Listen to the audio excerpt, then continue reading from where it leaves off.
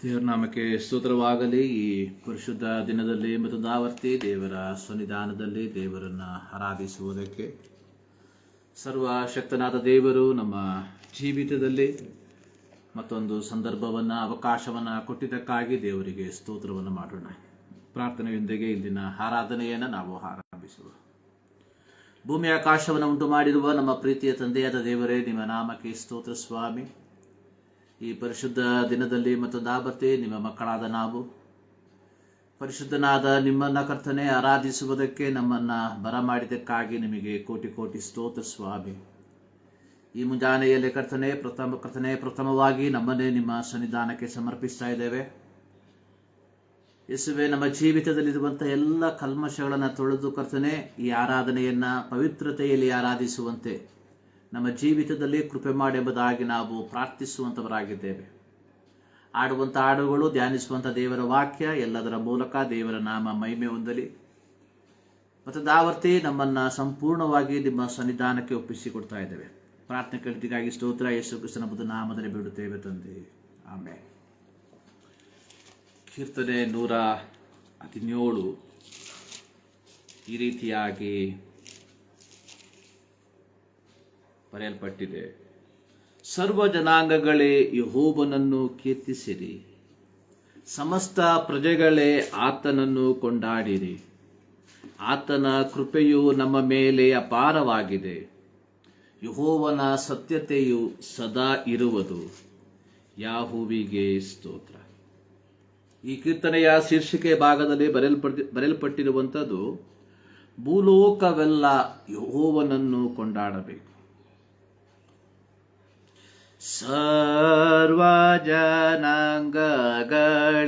ಯೆಹೋವನ ಕೀರ್ತಿಸಿರಿ, ಸಮಸ್ತ ಪ್ರಜೆಗಳೇ ಆತನನ್ನು ಕೊಂಡಾಡಿರಿ. ಆತನ ಕೃಪೆಯು ನಮ್ಮ ಮೇಲೆ ಅಪಾರವಾಗಿದೆ, ಆತನ ಸತ್ಯತೆಯು ಸದಾ ನಮ್ಮಲ್ಲಿ ಇರುವುದು.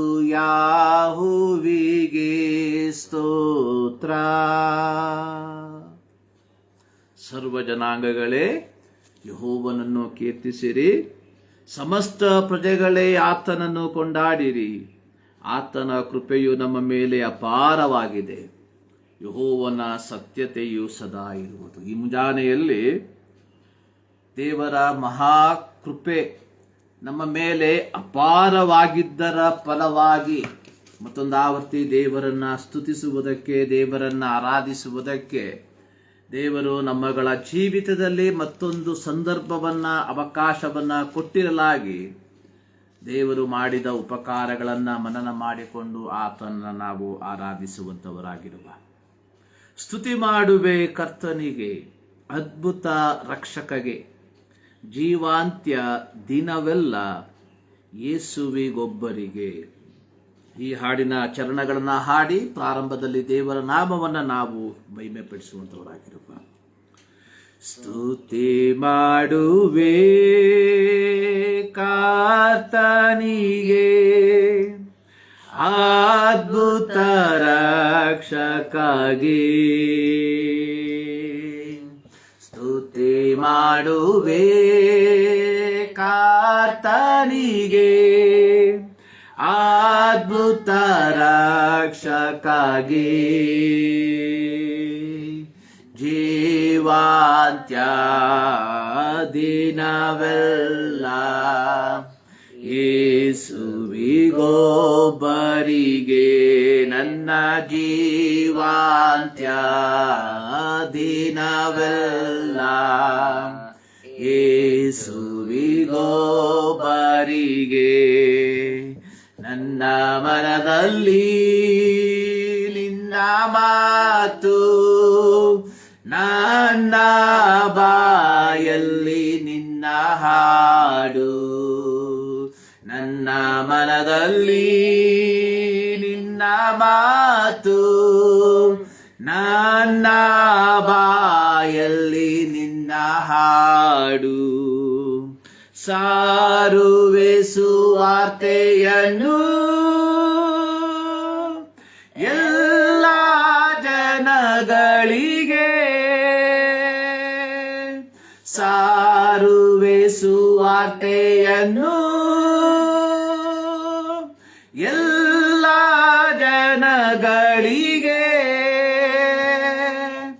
ಆಶೀರ್ವಾದಿಸು ನಿನ್ನ ನಂಬುವವರಿಗೆ ಆಶೀರ್ವಾದಿಸು ನಿನ್ನ ನಂಬುವವರಿಗೆ ಸ್ತುತಿ ಮಾಡುವೆ ಕರ್ತನಿಗೆ ಅದ್ಭುತ ರಕ್ಷಕ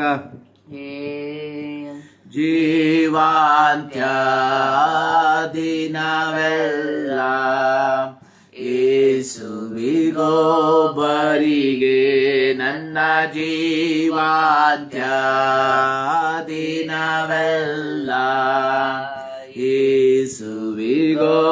ಯೇಸುವಿಗೊಬ್ಬರಿಗೆ ನಿನ್ನ ವಾಕ್ಯದಂತೆ ನಡೆಯುವೆನಾ ನಿನ್ನ ಆತ್ಮದಿ ತುಂಬಿಸು ನನ್ನ ನಿನ್ನ ವಾಕ್ಯದಂತೆ ನಡೆಯುವೆನಾ ನಿನ್ನ ಆತ್ಮದಿ ತುಂಬಿಸು ನನ್ನ ಪರಿಶುದ್ಧ ಆತ್ಮದಿಂದ ಸಾರುವೆ ಸುವಾರ್ತೆಯನ್ನು ಪರಿಶುದ್ಧ ಆತ್ಮದಿಂದ ಸಾರುವೆ ಸುವಾರ್ತೆಯನ್ನು ಅಭಿಷೇಕಿಸು ನಿನ್ನ ನಂಬುವವರನ್ನು ಓ ಅಭಿಷೇಕಿಸು ನಿನ್ನ ನಂಬುವವರನ್ನು ಸ್ತುತಿ ಮಾಡುವೆ ಕರ್ತನಿಗೆ ಅದ್ಭುತ ರಕ್ಷಕಗೆ ಜೀವಾಂತ್ಯ ದಿನವೆಲ್ಲ ಯೇಸುವಿಗೊಬ್ಬರಿಗೆ ನನ್ನ ಜೀವಾಂತ್ಯ ದಿನವೆಲ್ಲ ಯೇಸುವಿಗೊಬ್ಬರಿಗೆ ನಿನ್ನ ನಾಮವೇ ಮಹಿಮೆ ಹೊಂದಲಿ ನಿನ್ನ ರಾಜ್ಯಕ್ಕೆ ಎಲ್ಲರೂ ಬರಲಿ ನಿನ್ನ ನಾಮವೇ ಮಹಿಮೆ ಹೊಂದಲಿ ನಿನ್ನ ರಾಜ್ಯಕ್ಕೆ ಎಲ್ಲರೂ ಬರಲಿ ಎಲ್ಲ ಜಾತಿ ಜನ ನಿನ್ನನ್ನು ಸ್ತುತಿ ಮಾಡಲಿ ಎಲ್ಲ ಜಾತಿ ಜನ ನಿನ್ನನ್ನು ಸ್ತುತಿ ಮಾಡಲಿ ನಿನ್ನ ಬೆಳಕಲ್ಲಿ ಎಲ್ಲರೂ ನಡೆಯಲಿ ಸ್ವಾಮಿ ನಿನ್ನ ಬೆಳಕಲ್ಲಿ ಎಲ್ಲರೂ ನಡೆಯಲಿ ಸ್ತುತಿ ಮಾಡುವೆ ಕರ್ತನಿಗೆ ಅದ್ಭುತ ರಕ್ಷಕಗೆ ಜೀವಾಂತ್ಯ ದಿನವೆಲ್ಲ ಯೇಸುವಿಗೊಬ್ಬರಿಗೆ ನನ್ನ ಜೀವಾಂತ್ಯ ದಿನವೆಲ್ಲ ಯೇಸುವಿಗೊಬ್ಬರಿಗೆ ನನ್ನ ಜೀವಾಂತ್ಯ ದಿನವೆಲ್ಲ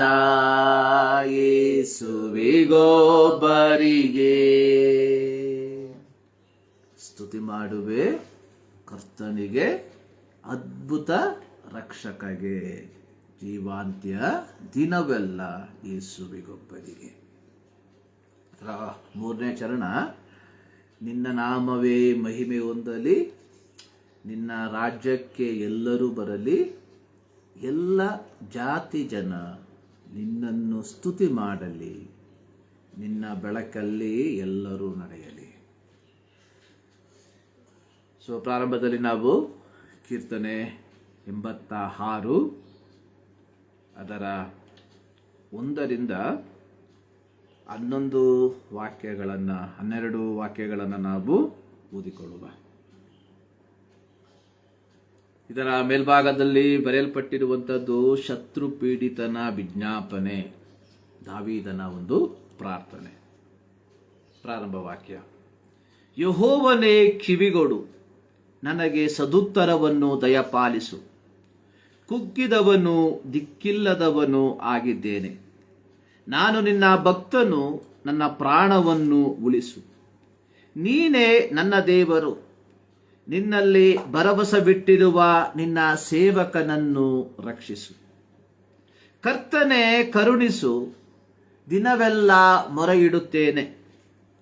ಕರ್ತನೇ, ನಿನ್ನ ಸೇವಕನ ಹೃದಯವನ್ನು ಆನಂದಗೊಳಿಸು, ನಿನ್ನಲ್ಲಿ ನಿರೀಕ್ಷಿಸುತ್ತಿರುವೆನಲ್ಲ. ಕರ್ತನೇ, ನೀನು ಒಳ್ಳೆಯವನು, ಕ್ಷಮಿಸುವವನು, ನಿನಗೆ ಮೊರೆ ಇಡುವವರೆಲ್ಲರಲ್ಲಿ ಕೃಪಾಪೂರ್ಣನೂ ಆಗಿದ್ದೀಯಲ್ಲ. ಯೆಹೋವನೇ, ನನ್ನ ಪ್ರಾರ್ಥನೆಗೆ ಕಿವಿಗೊಡು, ನನ್ನ ವಿಜ್ಞಾಪನೆಗಳ ಶಬ್ದವನ್ನು ಲಾಲಿಸು.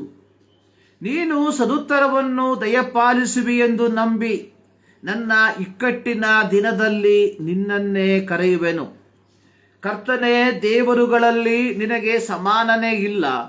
ನಿನ್ನ ಕೃತ್ಯಗಳಿಗೆ ಸರಿಯಾದದ್ದು ಇನ್ನೊಂದಿಲ್ಲ. ಕರ್ತನೇ, ನಿನ್ನಿಂದುಂಟಾದ ಎಲ್ಲ ಜನಾಂಗಗಳು ಬಂದು ನಿನಗೆ ಅಡ್ಡ ಬಿದ್ದು ನಿನ್ನ ನಾಮವನ್ನು ಘನಪಡಿಸುವವು. ಮಹೋನ್ನತನು, ಮಹತ್ಕಾರ್ಯಗಳನ್ನು ನಡೆಸುವವನು ನೀನು, ದೇವರು ನೀನೊಬ್ಬನೇ. ಯೆಹೋವನೇ, ನಿನ್ನ ಮಾರ್ಗವನ್ನು ನನಗೆ ಬೋಧಿಸು. ನಿನ್ನ ಸತ್ಯತೆಯನ್ನು ನನ್ನ ದೃಷ್ಟಿಯಲ್ಲಿ ಇಟ್ಟುಕೊಂಡು ನಡೆಯುವೆನು. ನಾನು ನಿನ್ನ ನಾಮದಲ್ಲಿ ಭಯಭಕ್ತಿಯಿಂದಿರುವಂತೆ ಏಕ ಮನಸ್ಸನ್ನು ಅನುಗ್ರಹಿಸು. ಕರ್ತನೇ, ನನ್ನ ದೇವರೇ, ಮನಃಪೂರ್ವಕವಾಗಿ ನಿನ್ನನ್ನು ಕೊಂಡಾಡುವೆನು. ಎಂದೆಂದಿಗೂ ನಿನ್ನ ನಾಮವನ್ನು ಘನಪಡಿಸುವೆನು. ನೀನು ಬಹಳವಾಗಿ ಕನಿಕರಿಸಿ ನನ್ನ ಪ್ರಾಣವನ್ನು ಪಾತಾಳದಿಂದ ತಪ್ಪಿಸಿದೀಯಲ್ಲ. ಇದು ದಾವೀದನು ಬರೆದ ಒಂದು ಕೀರ್ತನೆ. ದಾವೀದನು ತನ್ನ ಜೀವಿತಾವಧಿಯಲ್ಲಿ ಅನೇಕ ಪ್ರತಿಕೂಲಗಳ ಮಧ್ಯದಲ್ಲಿ ಹಾದು ಹೋದಂತಹ ಒಬ್ಬ ವ್ಯಕ್ತಿಯಾಗಿದ್ದ.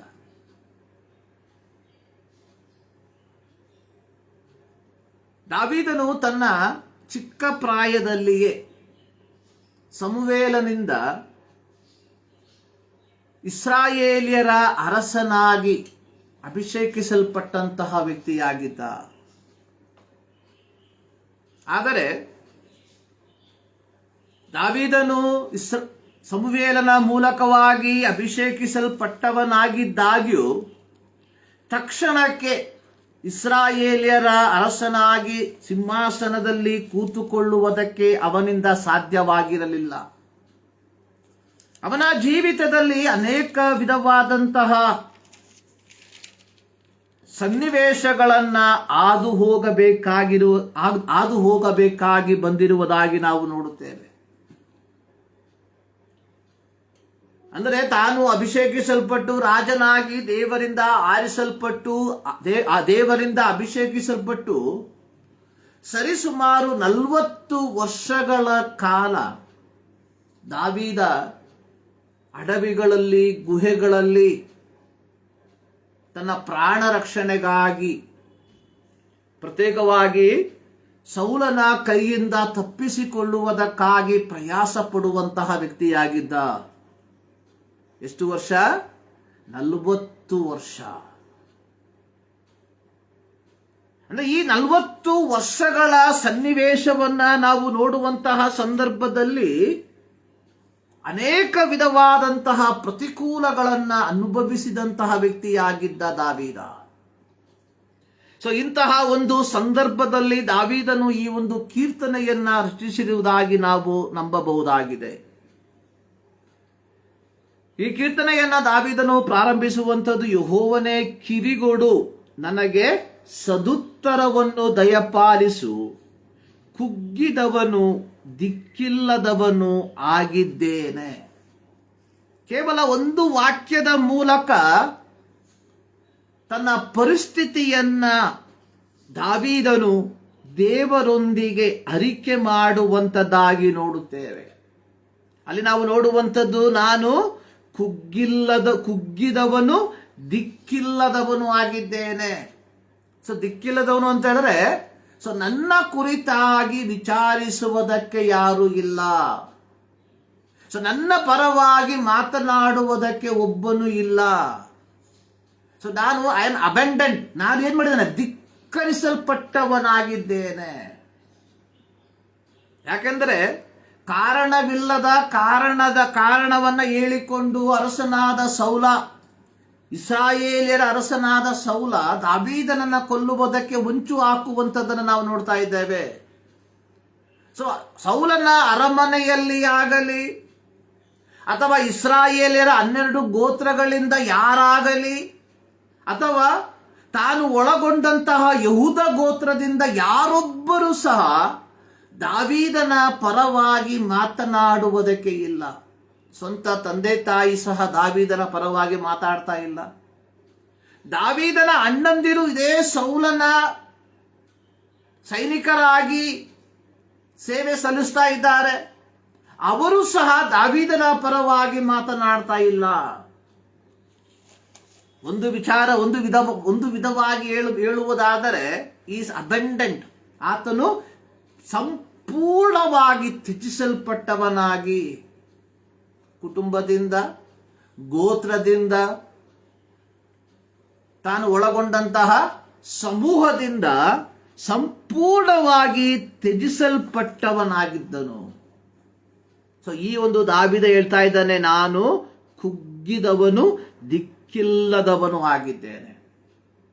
ಆದರೆ 2ನೇ ವಾಕ್ಯಕ್ಕೆ ಬರುವಂತಹ ಸಂದರ್ಭದಲ್ಲಿ, ದಾವೀದನ ಪರವಾಗಿ ಮಾತನಾಡುವುದಕ್ಕೆ ಯಾರು ಇಲ್ಲದೆ ಇದ್ದಾಗ್ಯೂ, ದಾವೀದನ ಪರವಾಗಿ ವಕಾಲತ್ತನ್ನು ಹೇಳುವುದಕ್ಕೆ ಯಾರು ಇಲ್ಲದೆ ಇರುವಂತಹ ಸಂದರ್ಭದಲ್ಲೂ, ದಾವೀದನು ಪ್ರಾಣ ರಕ್ಷಣೆಗೋಸ್ಕರವಾಗಿ ಅಡವಿಗಳನ್ನು, ಗುಹೆಗಳನ್ನು ದಾಟಿ ಹೋಗುತ್ತಿರುವಂತಹ ಸಂದರ್ಭದಲ್ಲಿಯೂ ದಾವೀದನು ದೇವರೊಂದಿಗೆ ಒಂದು ಅನ್ಯೋನ್ಯತೆಯನ್ನ ಬೆಳೆಸಿಕೊಂಡವನಾಗಿದ್ದ.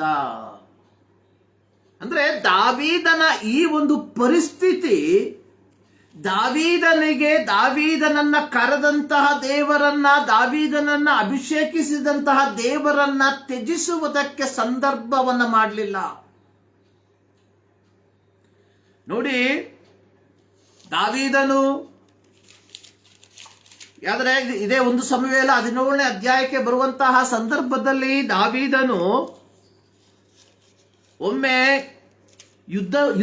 ಯುದ್ಧವು ಏರ್ಪಟ್ಟಂತಹ ಸಂದರ್ಭದಲ್ಲಿ ತನ್ನ ಸಹೋದರರಿಗೆ ಕೆಲವು ಆಹಾರ ಪದಾರ್ಥಗಳನ್ನ ತಂದಂತಹ ಸಂದರ್ಭದಲ್ಲಿ ಫಿಲಿಸ್ತೀನಾದ ಗೋಲ್ಯಾತನು ಜೀವಸ್ವರೂಪನಾದ ದೇವರನ್ನ ಹೀಯಾಳಿಸುವಂಥದ್ದನ್ನ ಕೇಳ್ತಾ ಇದ್ದಾನೆ. ನೋಡಿ, ಇಡೀ ಇಸ್ರಾಯೇಲ್ ಸಮೂಹ ಗೋಲಿಯಾತನನ್ನ ಕಂಡು ಬಹಳ ಭಯಪಟ್ಟು ಗುಹೆಗಳಲ್ಲಿ ಅಡಗಿ ಕುಳಿತುಕೊಂಡಿರುವಂತಹ ಸಂದರ್ಭದಲ್ಲಿ ಈ ಗೋಲಿಯಾತನು ಜೀವಸ್ವರೂಪನಾದ ದೇವರನ್ನ ಹೀಯಾಳಿಸುವುದನ್ನ ಕಂಡು ಅವನ ಕೈಯಿಂದ ಸುಮ್ಮನೆ ಕೂರುವುದಕ್ಕೆ ಸಾಧ್ಯವಾಗಲಿಲ್ಲ.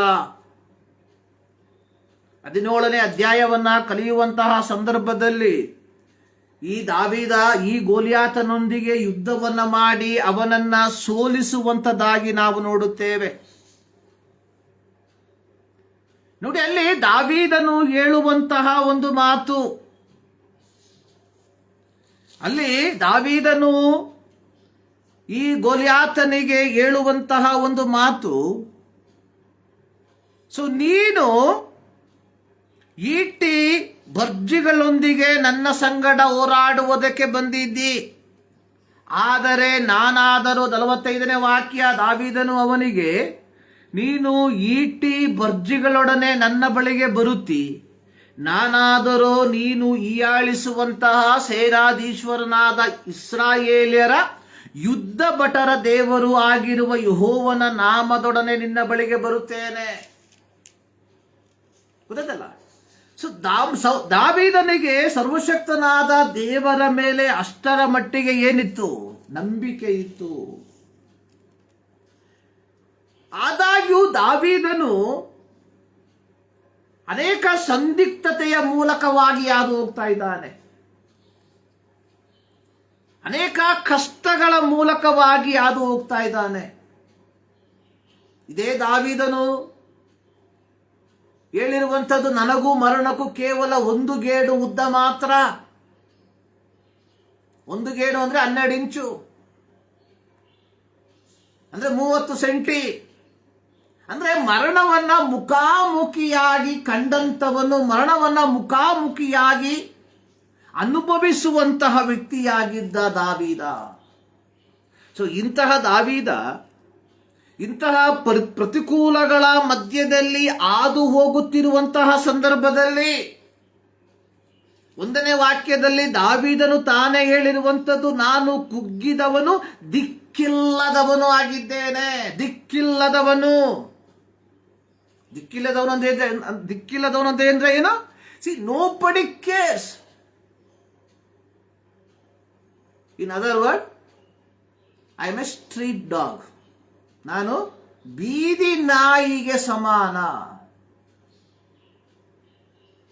ಆದಾಗ್ಯೂ ದಾವೀದನು ಹೇಳುವಂಥದ್ದು, ನಾನು ನಿನ್ನ ಭಕ್ತನು, ನಾನು ನಿನ್ನ ಭಕ್ತನು. ಇದರ ಫಲವಾಗಿ ನನ್ನ ಪ್ರಾಣವನ್ನು ಉಳಿಸು, ನೀನೇ ನನ್ನ ದೇವರು. ನೋಡಿ, 2 ವಿಚಾರ. 1, ನಾನು ನಿನ್ನ ಭಕ್ತನು. 2, ನೀನೇ ನನ್ನ ದೇವರು. ನೀನೇ ನನ್ನ ದೇವರು. ಅಂದ್ರೆ ನಮ್ಮ ಕ್ರೈಸ್ತ ಜೀವಿತ ಅಥವಾ ನಮ್ಮ ಕ್ರೈಸ್ತ ಜೀವಿತದ ಒಂದು ಮಾದರಿ ಅನ್ನುವಂಥದ್ದು ದಾವೀದನ ಒಂದು ಜೀವಿತ. ಕಷ್ಟಗಳ ಮಧ್ಯದಲ್ಲಿ, ಪ್ರತಿಕೂಲಗಳ ಮಧ್ಯದಲ್ಲಿ, ಹೋರಾಟದ ಮಧ್ಯದಲ್ಲಿ, ಮರಣದ ಮಧ್ಯದಲ್ಲಿ, ನಿಂದೆಯ ಮಧ್ಯದಲ್ಲಿ, ಅವಮಾನದ ಮಧ್ಯದಲ್ಲಿ, ಎಂತಹ ಸನ್ನಿವೇಶಗಳ ಮಧ್ಯದಲ್ಲಿಯೂ ಸಹ ಒಬ್ಬ ಕ್ರೈಸ್ತನು ನಾನು ನಿನ್ನ ಭಕ್ತನು ಎಂದು ಹೇಳುವುದಕ್ಕೆ ತಯಾರಾಗಿರಬೇಕು. ಅದು ಮಾತ್ರವಲ್ಲ, ನೀನೇ ನನ್ನ ದೇವರು. ಇದೇ ದಾವೀದ 20ನೇ ಕೀರ್ತನೆಯಲ್ಲಿ ಆಡಿರುವಂಥದ್ದು, ಕೆಲವರು ರಥಬಲದಲ್ಲಿ, ಕೆಲವರು ಅಶ್ವಬಲದಲ್ಲಿ ಹೆಚ್ಚಳ ಪಡುತ್ತಾರೆ, ನಾವಾದರೂ ನಮ್ಮ ದೇವರಾದ ಯೆಹೋವನಲ್ಲಿಯೇ. ಅವರು ಬಿದ್ದು ಹೋಗಿದ್ದಾರೆ, ನಾವಾದರೂ ಎದ್ದು ನಿಂತಿದ್ದೇವೆ. ಇದು ಅರಸನಾದ ನಂತರವಾಗಿ ಆಡಿದಂತಹ ಒಂದು ಕೀರ್ತನೆ, 20ನೇ ಕೀರ್ತನೆ. ಅಂದ್ರೆ ಅರಸನಾಗುವುದಕ್ಕಿಂತಲೂ ಮುಂಚಿತವಾಗಿಯೂ ದಾವೀದನು ತನ್ನ ಸಾಮರ್ಥ್ಯದಲ್ಲಿ ಆಗಲಿ ಅಥವಾ ತನ್ನಲ್ಲಿರುವಂತಹ ಯಾವುದೇ ವಿಧವಾದಂತಹ ಕಾರ್ಯಗಳಲ್ಲಿ ಹೆಚ್ಚಳ ಪಡದೆ ಯೆಹೋವನಲ್ಲಿ ಹೆಚ್ಚಳ ಪಡುವಂತಹ ವ್ಯಕ್ತಿಯಾಗಿದ್ದ. ಆದುದರಿಂದಲೇ ಗೊಲ್ಯಾತನ ಸಂಗಡ ಯುದ್ಧ ಮಾಡುವುದಕ್ಕೆ ಹೋದಂತಹ ಸಂದರ್ಭದಲ್ಲಿ ಹೇಳಿದ್ದು, ನಾನಾದರೂ ನೀನು ಹೀಯಾಳಿಸುವಂತಹ ಸೇನಾಧೀಶ್ವರನು, ಇಸ್ರಾಯೇಲ್ಯರ ಯುದ್ಧರ ಭಟರ ದೇವರು ಆಗಿರುವ ಯೆಹೋವನ ನಾಮದೊಡನೆ ಬರ್ತೇನೆ. ಇಲ್ಲಿ ದಾವೀದನು ಹೇಳುವಂಥದ್ದು, ನಾನು ನಿನ್ನ ಭಕ್ತನು, ನೀನೇ ನನ್ನ ದೇವರು, ನನ್ನನ್ನ ರಕ್ಷಿಸು. ಒಬ್ಬ ಕ್ರೈಸ್ತನಿಗೆ 21ನೇ ಶತಮಾನದಲ್ಲಿ ಕ್ರೈಸ್ತನಿಗೆ ಅಳವಡಿಸಿಕೊಳ್ಳುವುದಕ್ಕೆ ಬೇಕಾದಂತಹ ಒಂದು ಮಾದರಿಯುತ ಜೀವಿತ ಅನ್ನುವಂಥದ್ದು ದಾವೀದನ ಈ ಒಂದು ಸನ್ನಿವೇಶ. ಕಾರಣ ದಾವೀದ ಹೇಳಿದ್ದಾರೆ, ನಾನು ಕುಗ್ಗಿದವನಾಗಿದ್ದೇನೆ. ಇಲ್ಲಿ ದಾವೀದ ಹೇಳ್ತಾ ಇದ್ದಾರೆ, ನಾನು ದಿಕ್ಕಿಲ್ಲದವನಾಗಿದ್ದೇನೆ. ತಕ್ಷಣವಾಗಿ ಹೇಳ್ತಾ ಇದ್ದಾನೆ, ನಾನು ನಿನ್ನ ಭಕ್ತನು, ನೀನೇ ನನ್ನ ದೇವರು. ಈ ಒಂದು ಅನುಭವ ನಮ್ಮ ಜೀವಿತದಲ್ಲಿ ಇರಬೇಕಾಗಿರುವಂಥದ್ದಾಗಿದೆ. ನೋಡಿ, ಪ್ರಾರಂಭದ 5 ವಾಕ್ಯಗಳಲ್ಲಿ ದಾವೀದನ ಪ್ರಾರ್ಥನೆಯನ್ನು ನಾವು ಕೇಳ್ತೇವೆ. 7ನೇ ವಾಕ್ಯದ ತನಕ ಸೊ 8ನೇ ವಾಕ್ಯಕ್ಕೆ ಬರುವಂತಹ ಸಂದರ್ಭದಲ್ಲಿ ದಾವೀದನ ಪ್ರಾರ್ಥನೆಯ ಶೈಲಿಗೆ ಒಂದು ವ್ಯತ್ಯಾಸವನ್ನು ನಾವು ನೋಡುತ್ತೇವೆ. ಪ್ರಾರಂಭದ 7 ವಾಕ್ಯಗಳಲ್ಲಿ ರಕ್ಷಣೆಗೋಸ್ಕರವಾಗಿ ವಿನಂತಿಸಿಕೊಳ್ಳುವಾಗ 8ನೇ ವಾಕ್ಯದಲ್ಲಿ ಹೇಳ್ತಾ ಇದ್ದಾನೆ, ದೇವರ ಮಹತ್ವವನ್ನು ವರ್ಣಿಸುವವನಾಗಿದ್ದಾನೆ. 8ನೇ ವಾಕ್ಯ ಹೇಳ್ತಾ ಇದೆ, ಕರ್ತನೇ, ದೇವರುಗಳಲ್ಲಿ ನಿನಗೆ ಸಮಾನನೇ ಇಲ್ಲ, ನಿನ್ನ ಕೃತ್ಯಗಳಿಗೆ ಸರಿಯಾದದ್ದು ಇನ್ನೊಂದಿಲ್ಲ.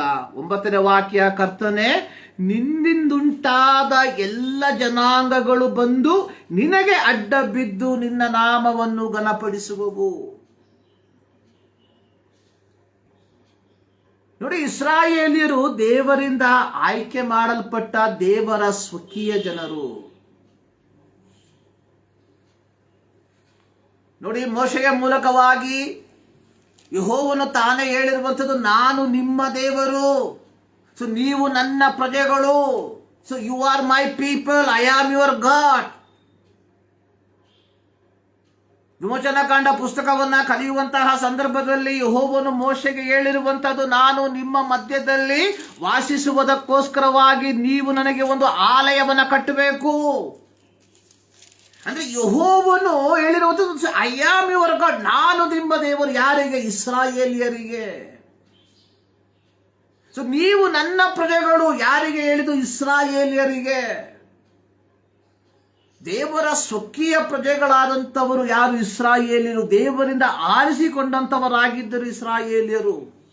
ಆದರೆ ಇಲ್ಲಿ ದಾವೀದ ಹೇಳ್ತಾ ಇದ್ದಾನೆ, ಎಲ್ಲ ಜನಾಂಗಗಳು ನಿನಗೆ ಅಡ್ಡ ಬಿದ್ದು ನಿನ್ನ ನಾಮವನ್ನು ಘನಪಡಿಸ್ತದೆ. ಸೊ ದೇವರು ಅನ್ನುವಂಥದ್ದು ಕೇವಲ ಒಂದು ಗೋತ್ರಕ್ಕೆ, ಒಂದು ಜನಾಂಗಕ್ಕೆ, ಒಂದು ರಾಷ್ಟ್ರಕ್ಕೆ ಮಾತ್ರ ಸಂಬಂಧಪಟ್ಟಂಥದ್ದಲ್ಲ. ದೇವರು ಅನ್ನುವಂಥದ್ದು it is A universal.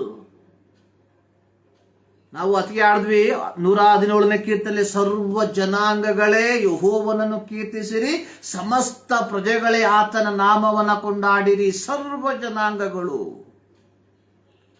So ಈ ಒಂದು ಕೀರ್ತನೆಯಲ್ಲಿ ದಾವೀದನು ಮೊರೆಯೊಡನೆ ಅಥವಾ ಬಿನ್ನಹದೊಡನೆ ಪ್ರಾರ್ಥನೆಯ ಕೀರ್ತನೆಯನ್ನ ಪ್ರಾರಂಭಿಸಿದಾಗ್ಯೂ ಅದರ ಮಧ್ಯಭಾಗಕ್ಕೆ ಬರುವಂತಹ ಸಂದರ್ಭದಲ್ಲಿ ಹೇಳ್ತಾ ಇದ್ದಾನೆ, ನಿನಗೆ ಕರ್ತನೆ, ದೇವರುಗಳಲ್ಲಿ ನಿನಗೆ ಸಮಾನನೇ ಇಲ್ಲ, ನಿನ್ನ ಕೃತ್ಯಗಳಿಗೆ ಸರಿಯಾದದ್ದು ಇನ್ನೊಂದಿಲ್ಲ. ಕರ್ತನೆ, ನಿನ್ನಿಂದುಂಟಾದ ಎಲ್ಲ ಜನಾಂಗಗಳು ಬಂದು ನಿನಗೆ ಅಡ್ಡ ಬಿದ್ದು ನಿನ್ನ ನಾಮವನ್ನು ಘನಪಡಿಸ್ತವೆ. 10ನೇ ವಾಕ್ಯ, ಮಹೋನ್ನತನು, ಮಹತ್ ಕಾರ್ಯಗಳನ್ನು ನಡೆಸುವವರು ನೀನೇ, ದೇವರು ನೀನೊಬ್ಬನೇ. ಸೊ 11ನೇ ವಾಕ್ಯದಲ್ಲಿ ಹೇಳ್ತಾ ಇದ್ದಾರೆ, ಯೆಹೋವನೇ, ನಿನ್ನ ಮಾರ್ಗವನ್ನು ನನಗೆ ಬೋಧಿಸು, ನಿನ್ನ ಸತ್ಯತೆಯನ್ನು ನನ್ನ ದೃಷ್ಟಿಯಲ್ಲಿ ಇಟ್ಟುಕೊಂಡು ನಡೆಯುವೆನು, ನಾನು ನಿನ್ನ ನಾಮದಲ್ಲಿ ಭಯಭಕ್ತಿಯಿಂದಿರುವಂತೆ ಏಕ ಮನಸ್ಸನ್ನು ಅನುಗ್ರಹಿಸು. ಸೊ ಇಲ್ಲಿ ದಾವೀದನು ದೇವರ ಮಹತ್ ಕಾರ್ಯವನ್ನ, ದೇವರ ಮಹತ್ತನ್ನ ಏನ್ ಮಾಡ್ತಾ ಇದ್ದಾನೆ, ವರ್ಣಿಸುವಂತದ್ದಾಗಿ ನಾವು ನೋಡ್ತೇವೆ.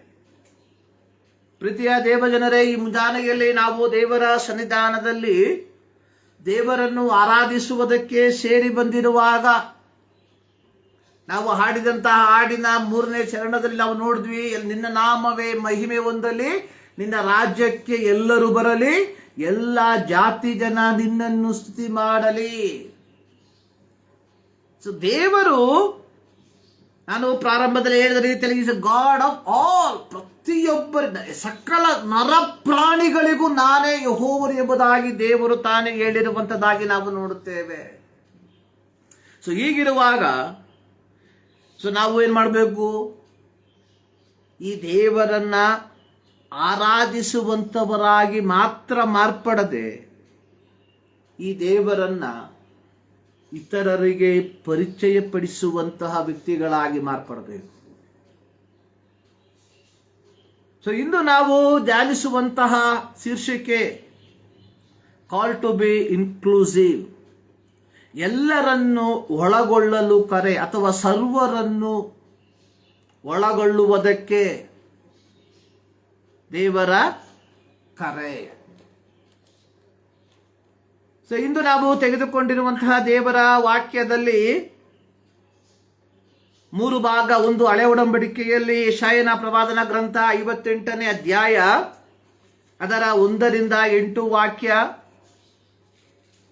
ಎರಡನೇದಾಗಿ ಮತ್ತಾಯನ ಬರೆದ ಸುವಾರ್ತೆ 15ನೇ ಅಧ್ಯಾಯದ 21 ರಿಂದ 28 ವಾಕ್ಯ. ಮೂರನೇದಾಗಿ ಪ್ರಕಟಣೆ ಪುಸ್ತಕ 7ನೇ ಅಧ್ಯಾಯದ 9 ರಿಂದ 17 ವಾಕ್ಯ. ಆರಂಭ ಭಾಗದಲ್ಲಿ ನಾವು ಯೆಶಾಯನ ಪ್ರವಾದನ ಗ್ರಂಥ 58ನೇ ಅಧ್ಯಾಯಕ್ಕೆ ನಾವು ಬರುವಂತಹ ಸಂದರ್ಭದಲ್ಲಿ ಸರ್ವಶಕ್ತನಾದ ದೇವರು ಪ್ರವಾದಿಯಾದ ಯೆಶಾಯನ ಮೂಲಕ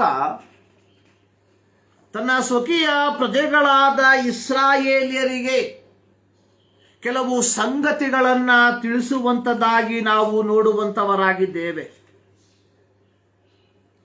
58ನೇ ಅಧ್ಯಾಯಕ್ಕೆ ನಾವು ಬರುವಂತಹ ಸಂದರ್ಭದಲ್ಲಿ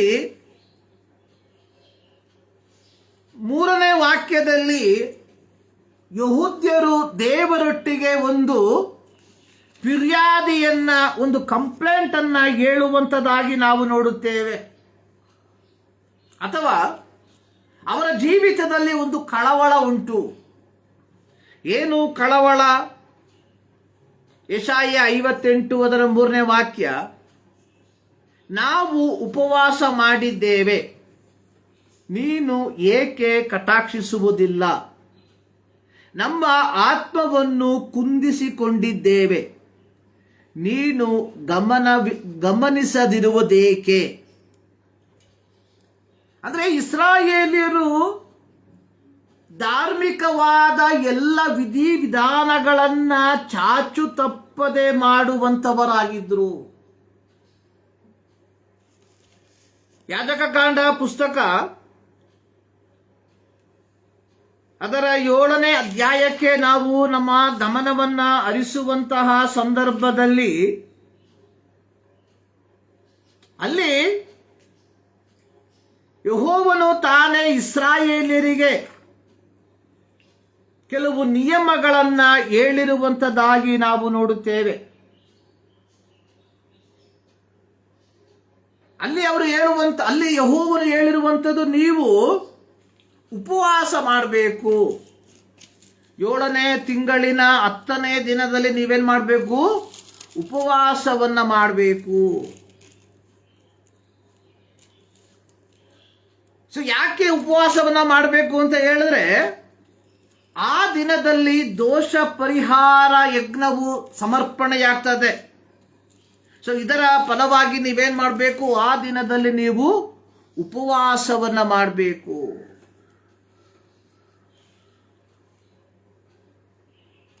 ಆದರೆ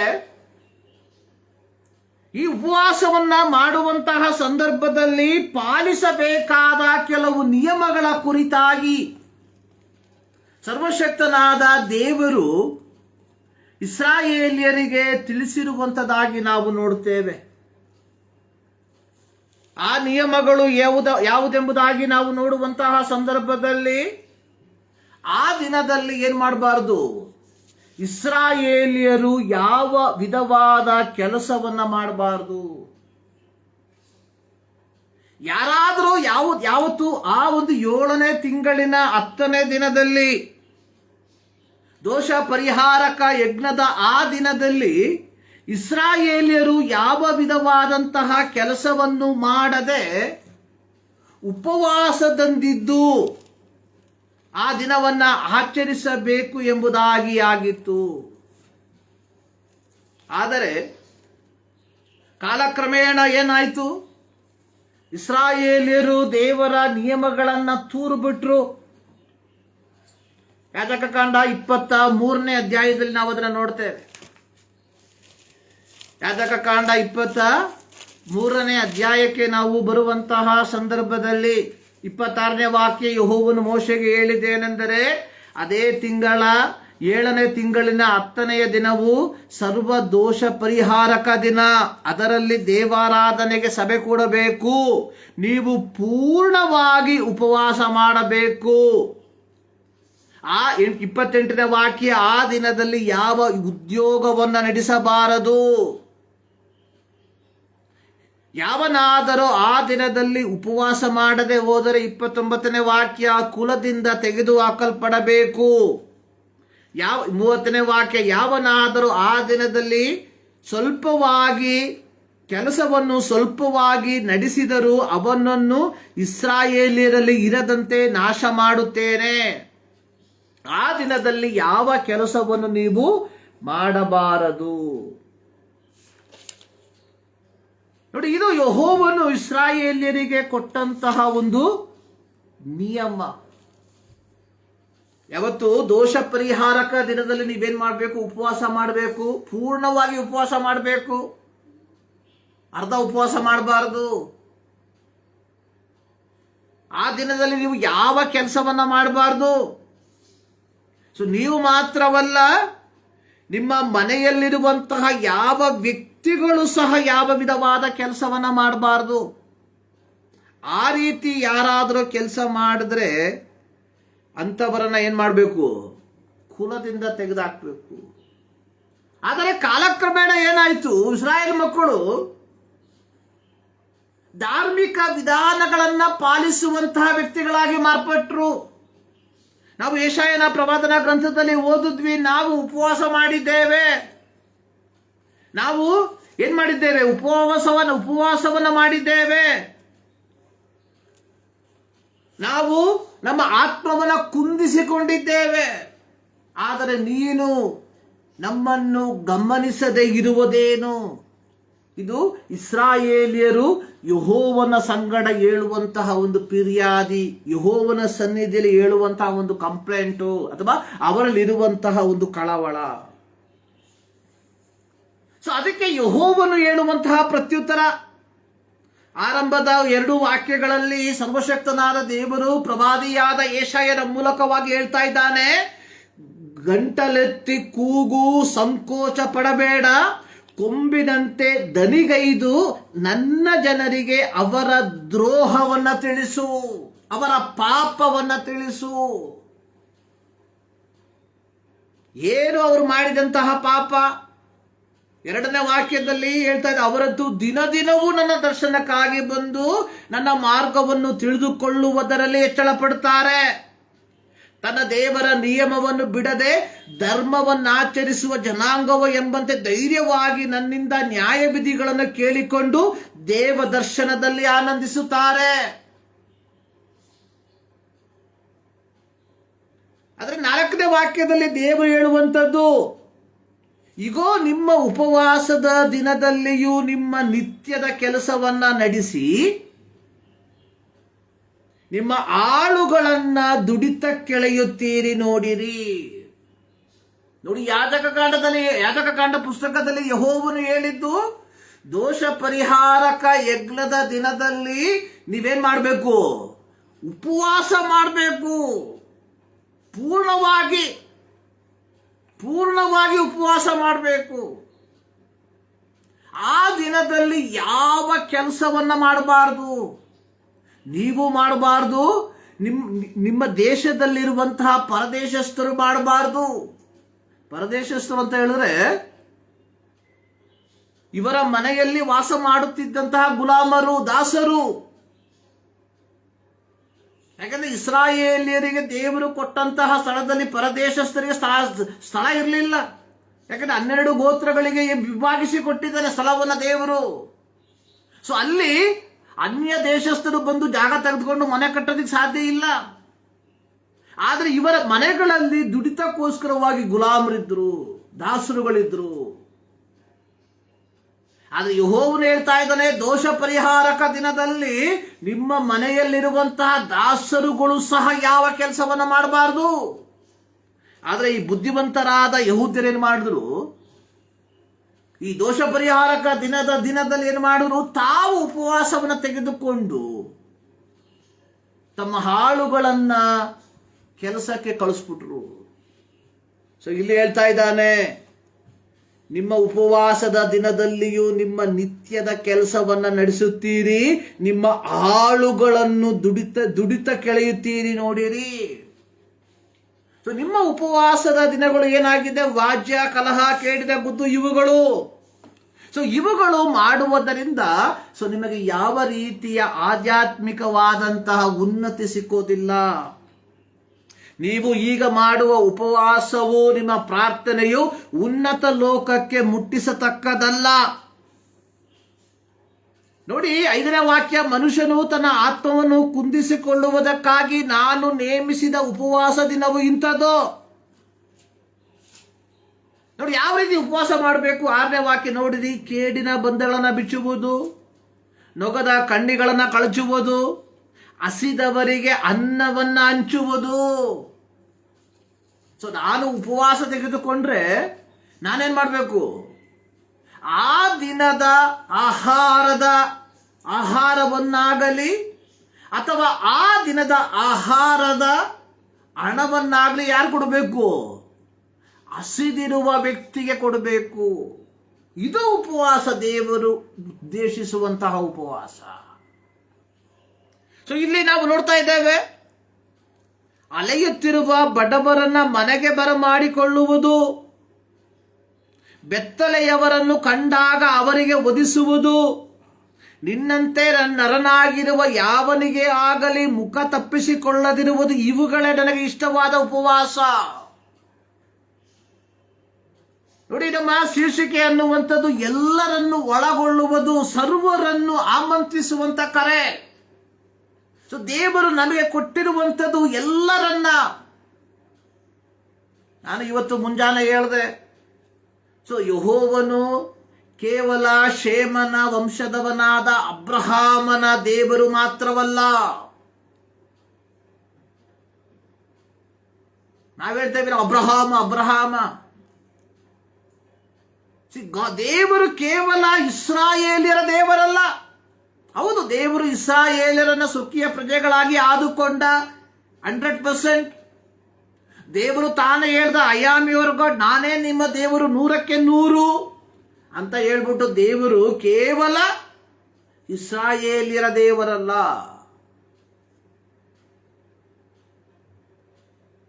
ನಾವು ಅಬ್ರಹಾಮನ ಚರಿತ್ರೆಯನ್ನ ಕಲಿಯುವಂತಹ ಸಂದರ್ಭದಲ್ಲಿ ಆದಾಮನ ಚರಿತ್ರೆಯನ್ನು ಮರ್ತೋಗ್ಬಿಡ್ತೇವೆ.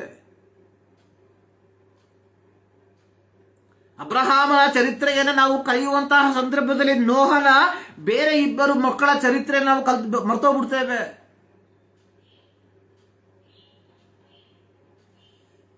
ನಾವು ಶೇಮನ ವಂಶದವರಲ್ಲದೆ ಇರಬಹುದು, ಆದರೆ ನಾವು ನೋಹನ 2 ಮಕ್ಕಳಾದಂತಹ ಯಾರು ಬಾಕಿ ಬೇರೆ 2 ಮಕ್ಕಳು ಯಾರು?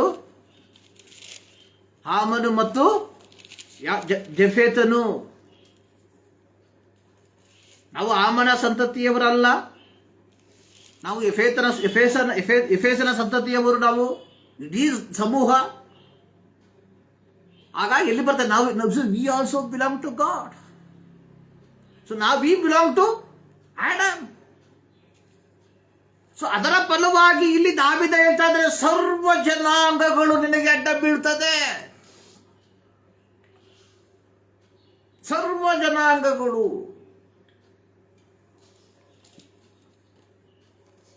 ಇಲ್ಲಿ ನಾವು ಇಸ್ರಾಯೇಲ್ ಮಕ್ಕಳು ಹೇಳ್ತಾ ಇದ್ದಾರೆ, ನಾವು ಉಪವಾಸ ಮಾಡ್ತಾ ಇದ್ದೇವೆ, ನೀನು ಯಾಕೆ ನಮ್ಮನ್ನ ಕನಿಕರಿಸ್ತಾ ಇಲ್ಲ? ನಮ್ಮ ಆತ್ಮವನ್ನು ಕುಂದಿಸ್ಕೊಳ್ತಾ ಇದ್ದೇವೆ, ನೀನು ಯಾಕೆ ನಮ್ಮನ್ನ ಮೈಂಡ್ ಮಾಡ್ತಾ ಇಲ್ಲ?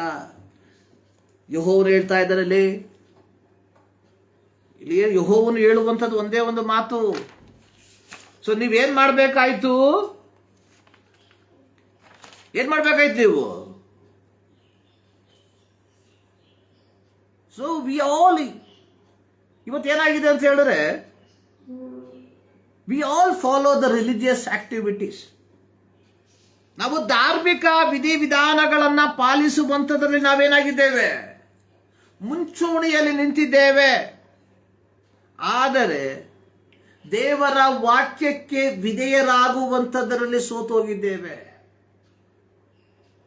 ಇಸ್ರಾಯೇಲ್ಯರಿಗೆ ಸಂಭವಿಸಿದಂಥದ್ದು ಅದೇ.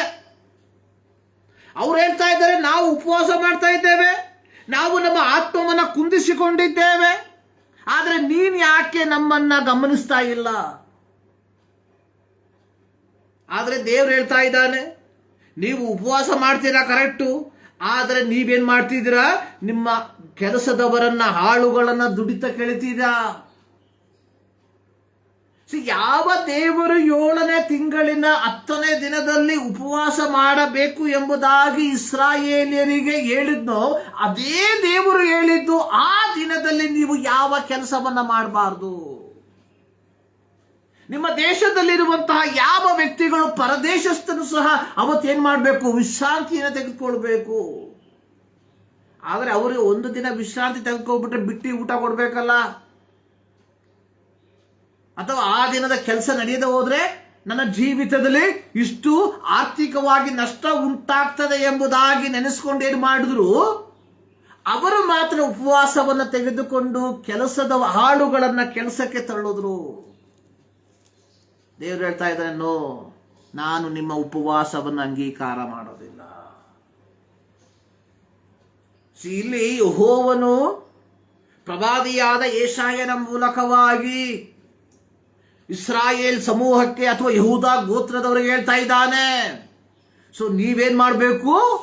ಅವರನ್ನು ಸಹ ಒಳಗೊಳಿಸಬೇಕು ಈ ಒಂದು ಪ್ರಾರ್ಥನೆಗೆ, ಈ ಒಂದು ಉಪವಾಸಕ್ಕೆ. ನಿಮ್ಮ ಮನೆಯಲ್ಲಿರುವಂತಹ ಕೆಲಸದವರನ್ನು ನೀವೇನ್ ಮಾಡಬೇಕು? ಒಳಗೊಳಿಸಬೇಕು. ದೇವರು ಎಲ್ಲರನ್ನ, ಸರ್ವರನ್ನ ಒಳಗೊಳ್ಳುವುದಕ್ಕೆ ಕರೆಯುವಂತಹ ವ್ಯಕ್ತಿಯಾಗಿದ್ದಾರೆ ಪ್ರಿಯರೇ. ಅದನ್ನು ನೀವು ಚೆನ್ನಾಗಿ ಅರ್ಥ ಮಾಡಿಕೊಳ್ಳ್ರಿ. ನೋಡಿ, ಈ ರೀತಿ ಮಾಡಿದ್ರೆ ಏನ್ ಸಿಗ್ತದೆ? 8ನೇ ವಾಕ್ಯ ಯಾವ ರೀತಿ? ದೇವರು ಹೇಳುವಂತಹ ರೀತಿಯಲ್ಲಿ 7ನೇ ವಾಕ್ಯ, ಹಸಿದವರಿಗೆ ಅನ್ನವನ್ನು ಹಂಚುವುದು, ಅಲೆಯುತ್ತಿರುವ ಬಡವರನ್ನ ಮನೆಗೆ ಬರಮಾಡಿಕೊಳ್ಳುವುದು, ಬೆತ್ತಲೆಯವರನ್ನು ಕಂಡಾಗ ಅವರಿಗೆ ಒದಿಸುವುದು, ನಿನ್ನಂತೆ ನರನಾಗಿರುವ ಯಾವನಿಗೆ ಆಗಲಿ ಮುಖ ತಪ್ಪಿಸಿಕೊಳ್ಳದಿರುವುದು, ಇವುಗಳೇ ನನಗೆ ಇಷ್ಟವಾದ ಉಪವಾಸ ವೃತಗಳು.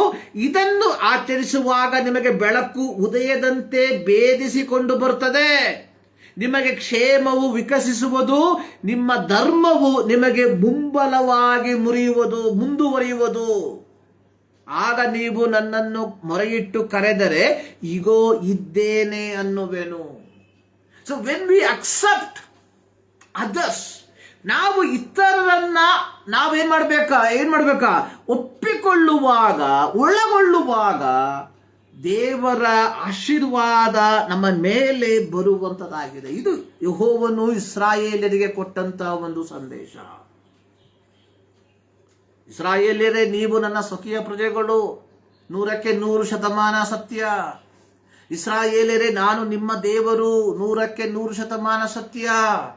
ಆದರೆ 7ನೇ ತಿಂಗಳಿನ 10ನೇ ದಿನದಲ್ಲಿ, ದೋಷ ಪರಿಹಾರಕ ದಿನದಲ್ಲಿ ನೀವು ಕೈಕೊಳ್ಳುವಂತಹ ಉಪವಾಸದಲ್ಲಿ ಕೇವಲ ಒಂದು ಭಾಗವನ್ನ ಮಾತ್ರ ಮಾಡುವಂಥದ್ದಲ್ಲ. ಯೆಹೋವನು ಹೇಳಿರುವಂಥದ್ದು, ಆ ದಿನದಲ್ಲಿ ನೀವು ಪೂರ್ಣವಾಗಿ ಉಪವಾಸವನ್ನ ಮಾಡಬೇಕು. ಅದರೊಟ್ಟಿಗೆ ಆ ದಿನದಲ್ಲಿ ನೀವು ಯಾವ ವಿಧವಾದ ಕೆಲಸವನ್ನ ಮಾಡಬಾರ್ದು. ನೀವುಗಳು ಮಾತ್ರವಲ್ಲ, ನಿಮ್ಮ ಸ್ಥಳದಲ್ಲಿ ವಾಸಿಸುವಂತಹ ಯಾವ ವ್ಯಕ್ತಿಗಳು ಯಾವ ಕೆಲಸವನ್ನ ಮಾಡಬಾರ್ದು. ಆವಾಗ ಏನಾಗ್ತದೆ? ನಿಮ್ಮ ಜೀವಿತದಲ್ಲಿ ದೈವಿಕವಾದ ಆಶೀರ್ವಾದಗಳು ಬರ್ತದೆ. ಈ 21ನೇ ಶತಮಾನದಲ್ಲಿ ಜೀವಿಸುತ್ತಿರುವ ನಮ್ಮನ್ನ ನೋಡಿ ದೇವರು ಹೇಳುವಂಥದ್ದು ಇದೆ. ಸೊ ನಮ್ಮ ಕಳವಳವು ಇದೇ ಆಗಿದೆ. ಈ ಸಂದರ್ಭದಲ್ಲಿ ನಾವು ಹೇಳುತ್ತೇವೆ, ನಾವು ಏನ್ ಮಾಡ್ತಾ ಇದ್ದೇವೆ? ಕಾಣಿಕೆಯನ್ನು ಹಾಕ್ತಾ ಇದ್ದೇವೆ, ದಶಮ ಭಾಗವನ್ನ ಕೊಡ್ತಾ ಇದ್ದೇವೆ, ಸಭೆಯ ಎಲ್ಲ ಚಟುವಟಿಕೆಗಳಲ್ಲಿ ಭಾಗಿಗಳಾಗ್ತಾ ಇದ್ದೇವೆ. ಆದರೆ ಯೆಹೋವನೇ, ಆದರೆ ಯೇಸುವೆ ನಮ್ಮನ್ನು ಕಟಾಕ್ಷಿಸದಿರುವುದೇಕೆ? ಆಗ ದೇವರು ಹೇಳುವಂಥದ್ದು ಒಂದೇ ಒಂದು, ನಿನ್ನ ದೇವರಾದ ಯೆಹೋವನನ್ನ ಪೂರ್ಣ ಹೃದಯದಿಂದ, ಪೂರ್ಣ ಪ್ರಾಣದಿಂದ, ಪೂರ್ಣ ಬುದ್ಧಿಯಿಂದ ಪ್ರೀತಿ ಮಾಡಬೇಕು. ಪ್ರೀತಿ ಮಾಡ್ತಾ ಇದ್ದೀಯಾ? ಇಲ್ಲ. 2ನೇದು, ನಿನ್ನ ನೆರೆಯವನನ್ನ ನಿನ್ನಂತೆ ಪ್ರೀತಿ ಮಾಡಬೇಕು. ಪ್ರೀತಿ ಮಾಡ್ತಾ ಇದೀಯಾ? ಇಲ್ಲ. ಸ್ವಾಮಿ, ನಾವು ಕಾಣಿಕೆ ಕೊಡ್ತಾ ಇದ್ದೀವಿ, ತೆಗೆದು ಮೂಲೆಗಾಕು. ದಶಮ ಭಾಗ ಕೊಡ್ತಾ ಇದ್ದೀವಿ, ತಿಪ್ಪೆಗಾಕು. ಸೊ ದೇವರಿಗೆ ಬೇಕಾಗಿರುವಂಥದ್ದು ನಿನ್ನ ಧಾರ್ಮಿಕತೆ ಅಲ್ಲ, ಇದ್ಯಾವುದು ಧಾರ್ಮಿಕತೆ ಅಲ್ಲ. ಫಸ್ಟ್ ಆಫ್ ಆಲ್, ಸೊ ದೇವರಿಗೆ ಬೇಕಾಗಿರುವಂಥದ್ದು ಏನು? We should love our God with our whole heart. We should love our neighbour. ನಿನ್ನ ನೆರೆಯವನನ್ನ ನಿನ್ನಂತೆಯೇ ಪ್ರೀತಿ ಮಾಡಬೇಕು. This is a command from Jesus Christ. So ಇದನ್ನ ಮಾಡದೆ ನಾವೇನ್ ಮಾಡ್ತಾ ಇದ್ದೇವೆ? ಕಾಣಿಕೆ ಕೊಡ್ತಾ ಇದ್ದೇವೆ, ದಶಮ ಭಾಗ ಕೊಡ್ತಾ ಇದ್ದೇವೆ, ಪ್ರತ್ಯೇಕವಾಗಿ ಈಗ ಲೆಂಟ್ ದಿನ ಆಗಿರೋದ್ರಿಂದ ನಾವೇನು ಮಾಡಿದ್ದೇವೆ, ಕೆಲವು ವಸ್ತುಗಳನ್ನು ವಿಸರ್ಜಿಸ್ಬಿಟ್ಟಿದ್ದೇವೆ. ಮಾಂಸಾಹಾರವನ್ನು ನಾವು ಸೇವಿಸ್ತಾ ಇಲ್ಲ. ಮದ್ಯಪಾನವನ್ನು ಬಿಟ್ಟಂತಹ ವ್ಯಕ್ತಿಗಳಿದ್ದಾರೆ, ಧೂಮಪಾನವನ್ನು ಬಿಟ್ಟಂತಹ ವ್ಯಕ್ತಿಗಳಿದ್ದಾರೆ. ಏನೋ ದೇವರಿಗೋಸ್ಕರ ಏನೋ ದೊಡ್ಡದೇನೋ ಮಾಡಿದ ರೀತಿಯಲ್ಲಿ.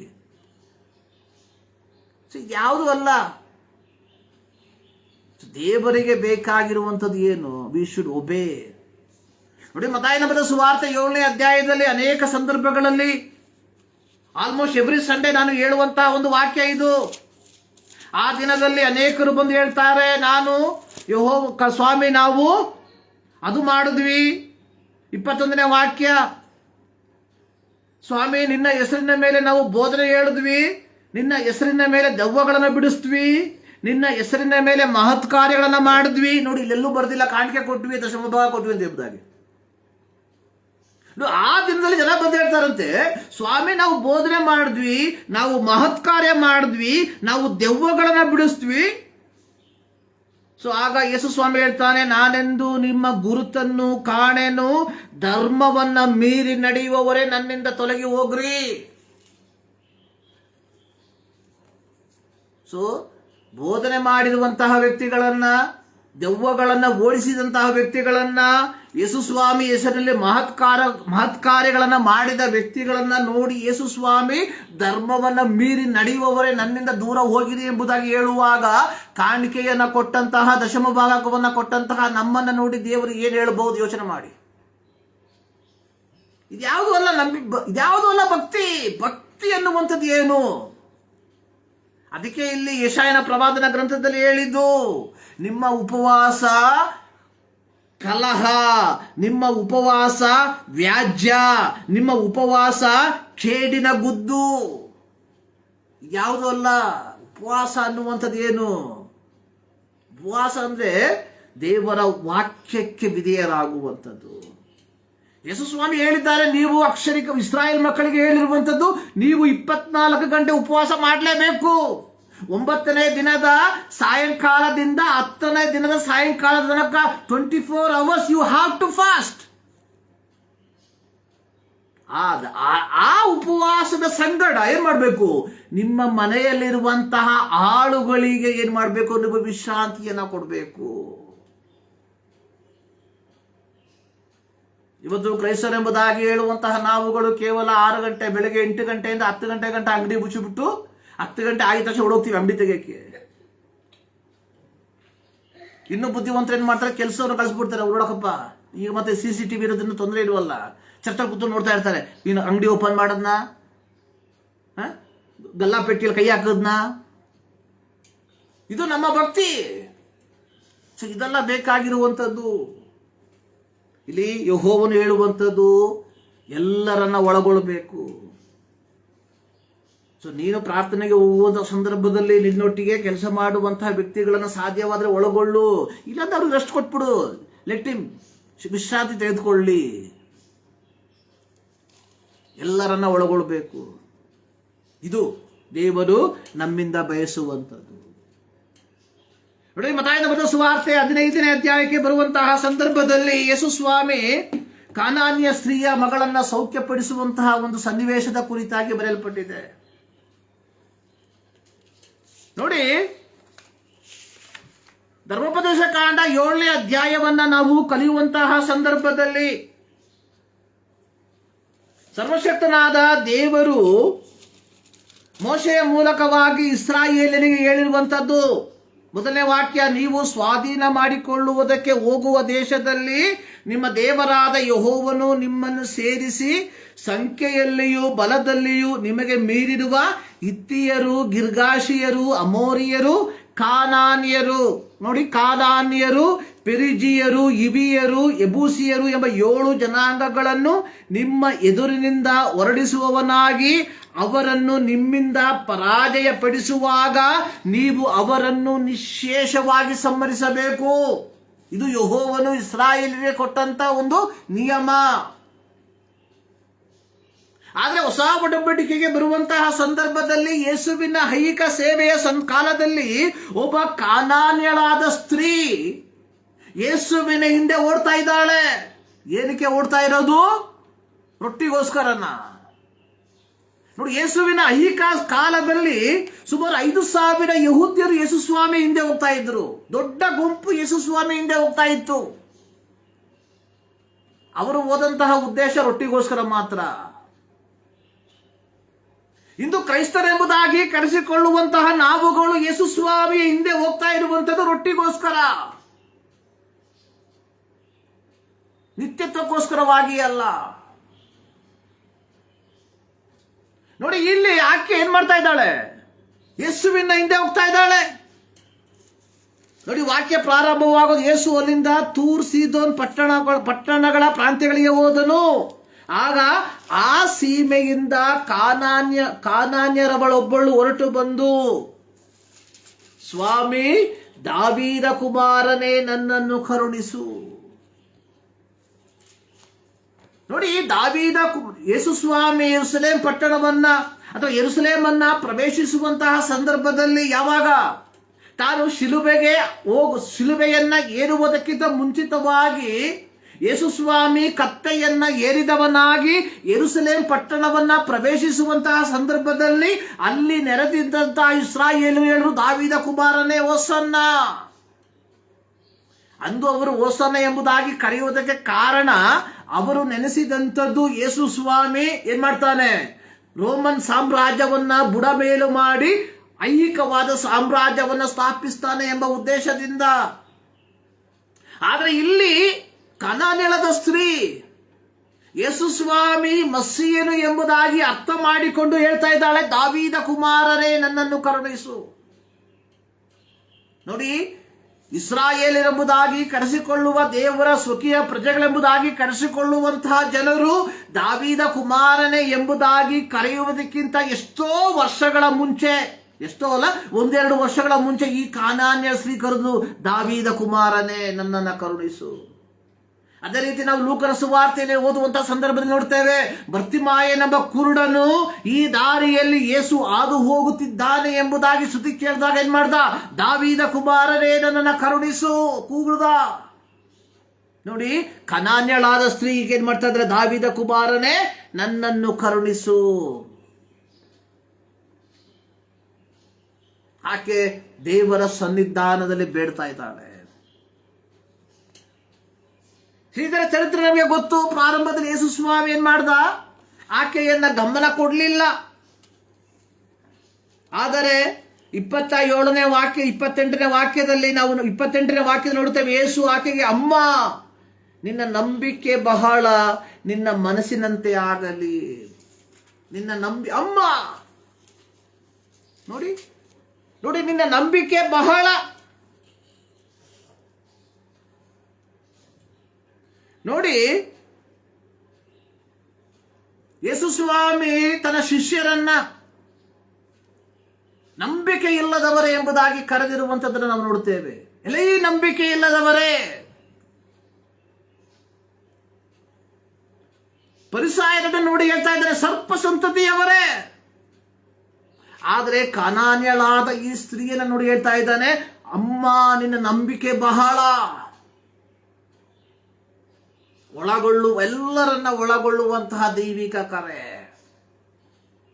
ಸೊ ನನ್ನನ್ನು ಕೇಳುವ ಪ್ರೀತಿಯ ದೇವಜನರೇ, ಸೊ ಇದರ ಫಲವಾಗಿ ನಾವು ಇವತ್ತು ಯೇಸು ಕ್ರಿಸ್ತನ ಕುಟುಂಬದ ಭಾಗಗಳಾಗಿ ನಾವು ಮಾರ್ಪಟ್ಟಿದ್ದೇವೆ.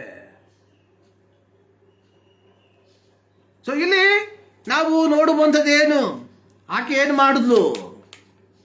ದೇವರ ಸನ್ನಿಧಾನದಲ್ಲಿ ಕೂಗುದ್ಲು. ನೋಡಿ, ಆಕೆಗೆ ಗೊತ್ತಿತ್ತು ಹೂ ಇಸ್ ಜೀಸಸ್, ಯೇಸು ಸ್ವಾಮಿ ಯಾರೆಂಬುದಾಗಿ ಆಕೆಗೆ ಚೆನ್ನಾಗಿ ಗೊತ್ತಿತ್ತು. ಆದುದರಿಂದ ಹೇಳಿದ್ದು, ಸ್ವಾಮಿ, ದಾವೀದ ಕುಮಾರನೇ, ನನ್ನನ್ನು ಕರುಣಿಸು.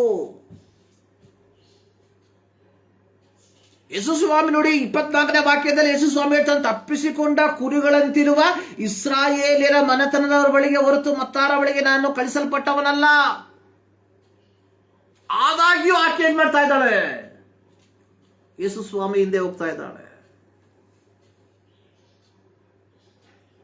ನೋಡಿ, ಇಲ್ಲಿ ಯೇಸು ಸ್ವಾಮಿ ಆಕೆಯ ನಂಬಿಕೆಯನ್ನ ಪರೀಕ್ಷೆ ಮಾಡುವಂತ ಒಂದು ಸನ್ನಿವೇಶ ಇದು. ಇದಾದ್ರೆ ಹೇಳಿದ್ರೆ ಒಳಗ್ಬಿಡ್ತಾಳ ವಾಪಸ್ಸು. ನೋ. ಆಕೆ ಹೇಳ್ತಾರೆ ಯೇಸು ಸ್ವಾಮಿಯಿಂದ ಬರ್ತಾ ಇದ್ದಾಳೆ. ಎಲ್ಲಿ ತನಕ ಬಂದ್ಲು? ಯೇಸು ಸ್ವಾಮಿಯ ಕೈಯಿಂದ ತಾನು ಉದ್ದೇಶಿಸಿದಂತಹ ಬಿಡುಗಡೆಯನ್ನ ಹೊಂದಿಕೊಳ್ಳುವ ತನಕ. ನೋಡಿ, ಯೇಸು ಸ್ವಾಮಿ ಆ ಕನಾನ್ಯ ಸ್ತ್ರೀಯನ್ನ ಒಳಗೊಳ್ಳುವಂಥದ್ದಾಗಿ ನಾವು ನೋಡುತ್ತೇವೆ, ಸ್ವೀಕಾರ ಮಾಡುವಂಥದ್ದಾಗಿ ನಾವು ನೋಡುತ್ತೇವೆ. ಪ್ರೀತಿಯ ದೇವಜನರೇ, ಸೊ ದೇವರ ಕರೆಯುವಿಕೆ ಅನ್ನುವಂಥದ್ದು ಎಲ್ಲರನ್ನ, ಸರ್ವರನ್ನ ಒಳಗೊಳ್ಳುವಂತಹ ಕರೆಯುವಿಕೆ. ಯೆಶಾಯನ ಪ್ರವಾದನ ಗ್ರಂಥದಲ್ಲಿ ದೇವರು ಹೇಳ್ತಾ ಇದ್ದಾನೆ, ನೀವೇನ್ ಮಾಡಬೇಕು? ನಿಮ್ಮ ಕೆಲಸದವರಿಗೆ ಫಸ್ಟ್ ರೆಸ್ಟ್ ಕೊಡಿ, ಆಮೇಲೆ ನೋಡೋಣ ಬಾಕಿ ಉಪವಾಸ ಅದೆಲ್ಲ ಪ್ರತಿಫಲ ಏನ್ ಮಾಡಬೇಕು. ಆವತ್ತ ಯೇಸು ಸ್ವಾಮಿ ಸರ್ವಶಕ್ತನ ದೇವರವರನ್ನ ಒಳಗೊಳ್ತಾ ಇದ್ದಾನೆ. ಇಲ್ಲಿ ಯೇಸು ಸ್ವಾಮಿ ಕನಾನ್ಯ ಸ್ತ್ರೀಯನ್ನು ಒಳಗೊಳ್ತಾ ಇದ್ದಾನೆ, ಆಕೆಯ ನಂಬಿಕೆಯ ಆಧಾರದ ಮೇಲೆ. ನೋಡಿ, ಪ್ರಕಟಣೆಯ ಪುಸ್ತಕವನ್ನು ನಾವು ಕಲಿಯುವಂತಹ ಸಂದರ್ಭದಲ್ಲಿ ಅದರ 7ನೇ ಅಧ್ಯಾಯದಲ್ಲಿ 5ನೇ ಮುದ್ರೆ 6ನೇ ಮುದ್ರೆಯನ್ನು ಒಡೆದ ನಂತರವಾಗಿ, ಅಂದರೆ ಅಂತ್ಯಕಾಲದಲ್ಲಿ ಸಂಭವಿಸುವಂತಹ ಕಾರ್ಯಗಳ ಕುರಿತಾಗಿ ಯೋಹಾನನು ಕರ್ತನಿಂದ ಪ್ರಕಟಣೆ ಹೊಂದಿದವನಾಗಿ ಅದನ್ನು ಬರೆದಿರುವಂಥದ್ದು. 9ನೇ ವಾಕ್ಯ 7ನೇ ಅಧ್ಯಾಯ 9ನೇ ವಾಕ್ಯ, ಇವುಗಳಾದ ಮೇಲೆ ಯಾರಿಂದಲೂ ಎಣಿಸಲಾಗದಂತ ಮಹಾ ಸಮೂಹವು ಸಿಂಹಾಸನದ ಮುಂದೆಯೂ ಯಜ್ಞದ ಕುರಿಯಾದಾತನ ಮುಂದೆಯೂ ನಿಂತಿರುವುದನ್ನು ಕಂಡೆನು. ಅವರು ಸಕಲ ಜನಾಂಗ ಕುಲ ಪ್ರಜೆಗಳವರು, ಸಕಲ ಭಾಷೆಗಳನ್ನಾಡುವವರು ಆಗಿದ್ದರು. ಅವರು ಬಿಳಿ ನಿಲುವಂಗಿಯನ್ನು ತೊಟ್ಟುಕೊಂಡು ತಮ್ಮ ಕೈಯಲ್ಲಿ ಖರ್ಜೂರದ ಗರಿಗಳನ್ನು ಹಿಡಿದುಕೊಂಡಿದ್ದರು. ಅವರು ನಮಗೆ ರಕ್ಷಣೆ ಉಂಟಾದಕ್ಕಾಗಿ ಸ್ತೋತ್ರ ಎಂದು ಮಹಾ ಶಬ್ದದಿಂದ ಕೂಗಿದ್ರು. ಅವರೇನಾಗಿದ್ರು? ಯಜ್ಞದ ಕುರಿಯಾದಾತನ ಕೈಯಿಂದ ಏನ್ ಮಾಡಿದ್ರು? ಬಿಳಿ ನಿಲುವಂಗಿಯನ್ನ ತೊಟ್ಟುಕೊಂಡವರಾಗಿದ್ರು. ಯಜ್ಞದ ಕುರಿಯಾದಾತನ ರಕ್ತದಲ್ಲಿ ತಮ್ಮ ವಸ್ತ್ರಗಳನ್ನ ತೊಳಕೊಂಡವರಾಗಿದ್ರು. ನೋಡಿ, 14ನೇ ವಾಕ್ಯ, ಇವರು ಮಹಾಹಿಂಸೆಯನ್ನು ಅನುಭವಿಸಿ ಬಂದವರು, ಯಜ್ಞದ ಕುರಿಯಾದಾತನ ರಕ್ತದಲ್ಲಿ ತಮ್ಮ ನಿಲುವಂಗಿಯನ್ನು ತೊಳೆದು ಶುಭ್ರ ಮಾಡಿಕೊಂಡಿದ್ದಾರೆ. ಸೊ ಇದು ದೇವರ ಕರೆ, ಎಲ್ಲರನ್ನ ಒಳಗೊಳ್ಳುವಂತಹ ದೇವರ ಪ್ರೀತಿ. ಆದುದರಿಂದ ನಾವು ಕಂಠಪಾಠ ಮಾಡಿರುವಂಥದ್ದು ಯೋಹಾನ 3:16, ದೇವರು ಲೋಕದ ಮೇಲೆ ಎಷ್ಟೋ ಪ್ರೀತಿಯನ್ನಿಟ್ಟು ತನ್ನ ಒಬ್ಬನೇ ಮಗನನ್ನ ಕಳುಹಿಸಿಕೊಟ್ಟನು, ಆತನನ್ನು ನಂಬುವ ಒಬ್ಬರಾದರೂ ನಾಶವಾಗದೆ ಎಲ್ಲರೂ ನಿತ್ಯ ಜೀವವನ್ನ ಪಡೆಯಬೇಕೆಂದು ಆತನನ್ನು ಕೊಟ್ಟನು ಎಂಬುದಾಗಿ. God so loved the world. ಎಲ್ಲರನ್ನ ಒಳಗೊಳ್ಳುವಂತಹ ದೇವರ ಪ್ರೀತಿ. ಪ್ರಿಯರೇ, ಇದರ ನಮಗೆ ಸಿಗಲಿರುವಂತಹ ಸಂದೇಶ ಏನಾಗಿದೆ?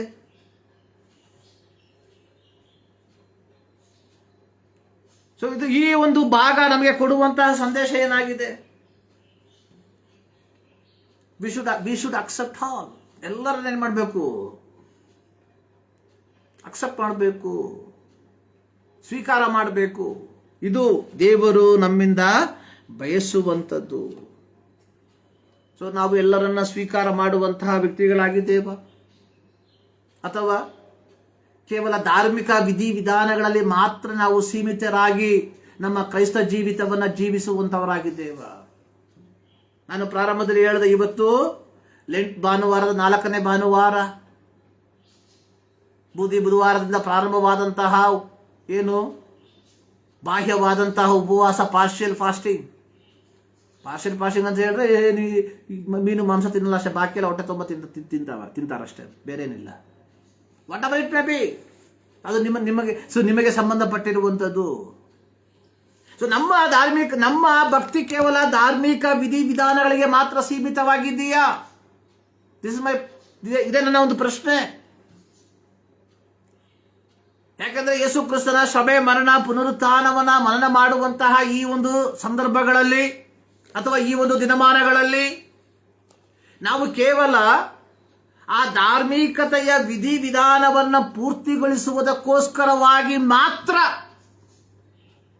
ಈ ಒಂದು ಬಾಹ್ಯವಾದ ಉಪವಾಸದಲ್ಲಿ ಭಾಗಿಗಳಾಗಿದ್ದೇವಾ, ಅಥವಾ ಯಥಾರ್ಥವಾಗಿ ನಮ್ಮ ಜೀವಿತದಲ್ಲಿ ಯೇಸು ಕ್ರಿಸ್ತನ ಶ್ರಮೆಯನ್ನ, ಮರಣವನ್ನ, ಪುನರುತ್ಥಾನವನ್ನ ಮನನ ಮಾಡುವಂತಹ ವ್ಯಕ್ತಿಗಳಾಗಿದ್ದೇವ. ಸೊ ಈ ಒಂದು ಪ್ರಶ್ನೆಗಳಿಗೆ ನಾವು ಉತ್ತರವನ್ನ ಕೊಡಲೇಬೇಕು. ನೋಡಿ, ಪ್ರಕಟಣೆ ಪುಸ್ತಕದಲ್ಲಿ ನೋಡಿದ್ವಿ, ಒಂದು ದೊಡ್ಡ ಗುಂಪು, ಸಕಲ ಭಾಷೆ, ಸಕಲ ಜನಾಂಗ, ಸಕಲ ಕುಲ, ಸಕಲ ಪ್ರಜೆ, ಇವುಗಳಿಂದ ದೇವರನ್ನ ಪರಲೋಕದಲ್ಲಿ ಕೊಂಡಾಡುವಂತಹ ಒಂದು ಸನ್ನಿವೇಶ. ಇವರ ಕುರಿತಾಗಿ ದೂತನು ಹೇಳುವಂಥದ್ದು, ಇವರು ಹಿಂಸೆಯನ್ನ ಅನುಭವಿಸಿ ಬಂದವರು. ಅಂದ್ರೆ ರಕ್ತಸಾಕ್ಷಿಗಳಾಗಿ ಮರಣವನ್ನ ಅನುಭವಿಸಿದಂಥವರು, ಅಥವಾ ನಂಬಿಕೆಗೋಸ್ಕರವಾಗಿ ಬೆಲೆಯನ್ನ ತೆತ್ತಂತವರು. ಇವರು ಯಜ್ಞದ ಕುರಿಯಾದ ಆತನ ರಕ್ತದಲ್ಲಿ ತಮ್ಮ ನಿಲುವಂಗಿಯನ್ನು ತೊಳೆದುಕೊಂಡು ಶುಭ್ರ ಮಾಡಿಕೊಂಡಿದ್ದಾರೆ. ನೋಡಿ, ದೇವರ ಪ್ರೀತಿ, ಎಲ್ಲರನ್ನ ಒಳಗೊಳ್ಳುವಂತಹ ದೇವರ ಪ್ರೀತಿ.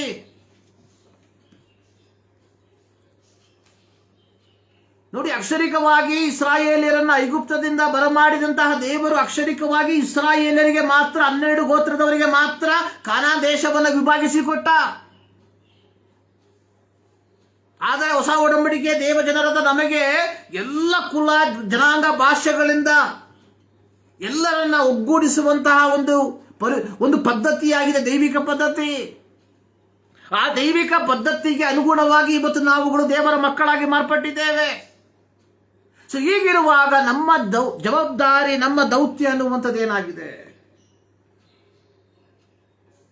ನೋಡಿ. ಆ ಕಾನಾನ್ಯ ಸ್ತ್ರೀ, ಯೇಸು ಸ್ವಾಮಿ ಹೇಳ್ತಾ ಇದ್ದಾನೆ, ಮಕ್ಕಳಿಗೆ ಕೊಡುವಂತಹ ರೊಟ್ಟಿಯನ್ನು ನಾಯಿ ಮರಿಗಳಿಗೆ ಕೊಡೋದು ತಪ್ಪು, ಕೊಡಬಾರದು. ಆಕೆ ಹೇಳ್ತಾ ಇದ್ದಾಳೆ, ಮೇಜಿನ ಮೇಲಿನಿಂದ ಬೀಳುವಂತಹ ರೊಟ್ಟಿ ತುಂಡುಗಳನ್ನ ನಾಯಿ ಮರಿಗಳು ತಿಂದು ಸಹ ಬದುಕ್ತದೆ. ಆವಾಗ ಯೇಸು ಸ್ವಾಮಿ ಹೇಳಿದು, ಅಮ್ಮ. ನೋಡಿ, ಒಬ್ಬ ಕಾನಾನ್ಯ ಸ್ತ್ರೀಗೆ ಹೇಳ್ತಾ ಇದ್ದಾರೆ, ಅಮ್ಮ, ನಿನ್ನ ನಂಬಿಕೆ ದೊಡ್ಡದು.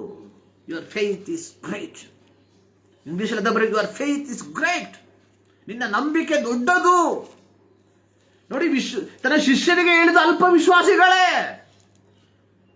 ಆದ್ರೆ ಆಕೆಗೆ ಹೇಳ್ತಾ ಇದ್ದಾನೆ, ಅಮ್ಮ. ಸೊ ನಮ್ಮನ್ನ ನೋಡಿ ಯೇಸು ಸ್ವಾಮಿ ಏನ್ ಹೇಳ್ತಾರೆ, ಏನ್ ಹೇಳ್ಬಹುದು? ಒಮ್ಮೆ ಯೋಚನೆ ಮಾಡಿ ನೋಡ್ತೀರಾ?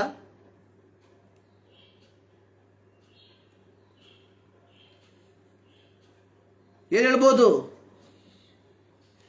ನೋಡಿ.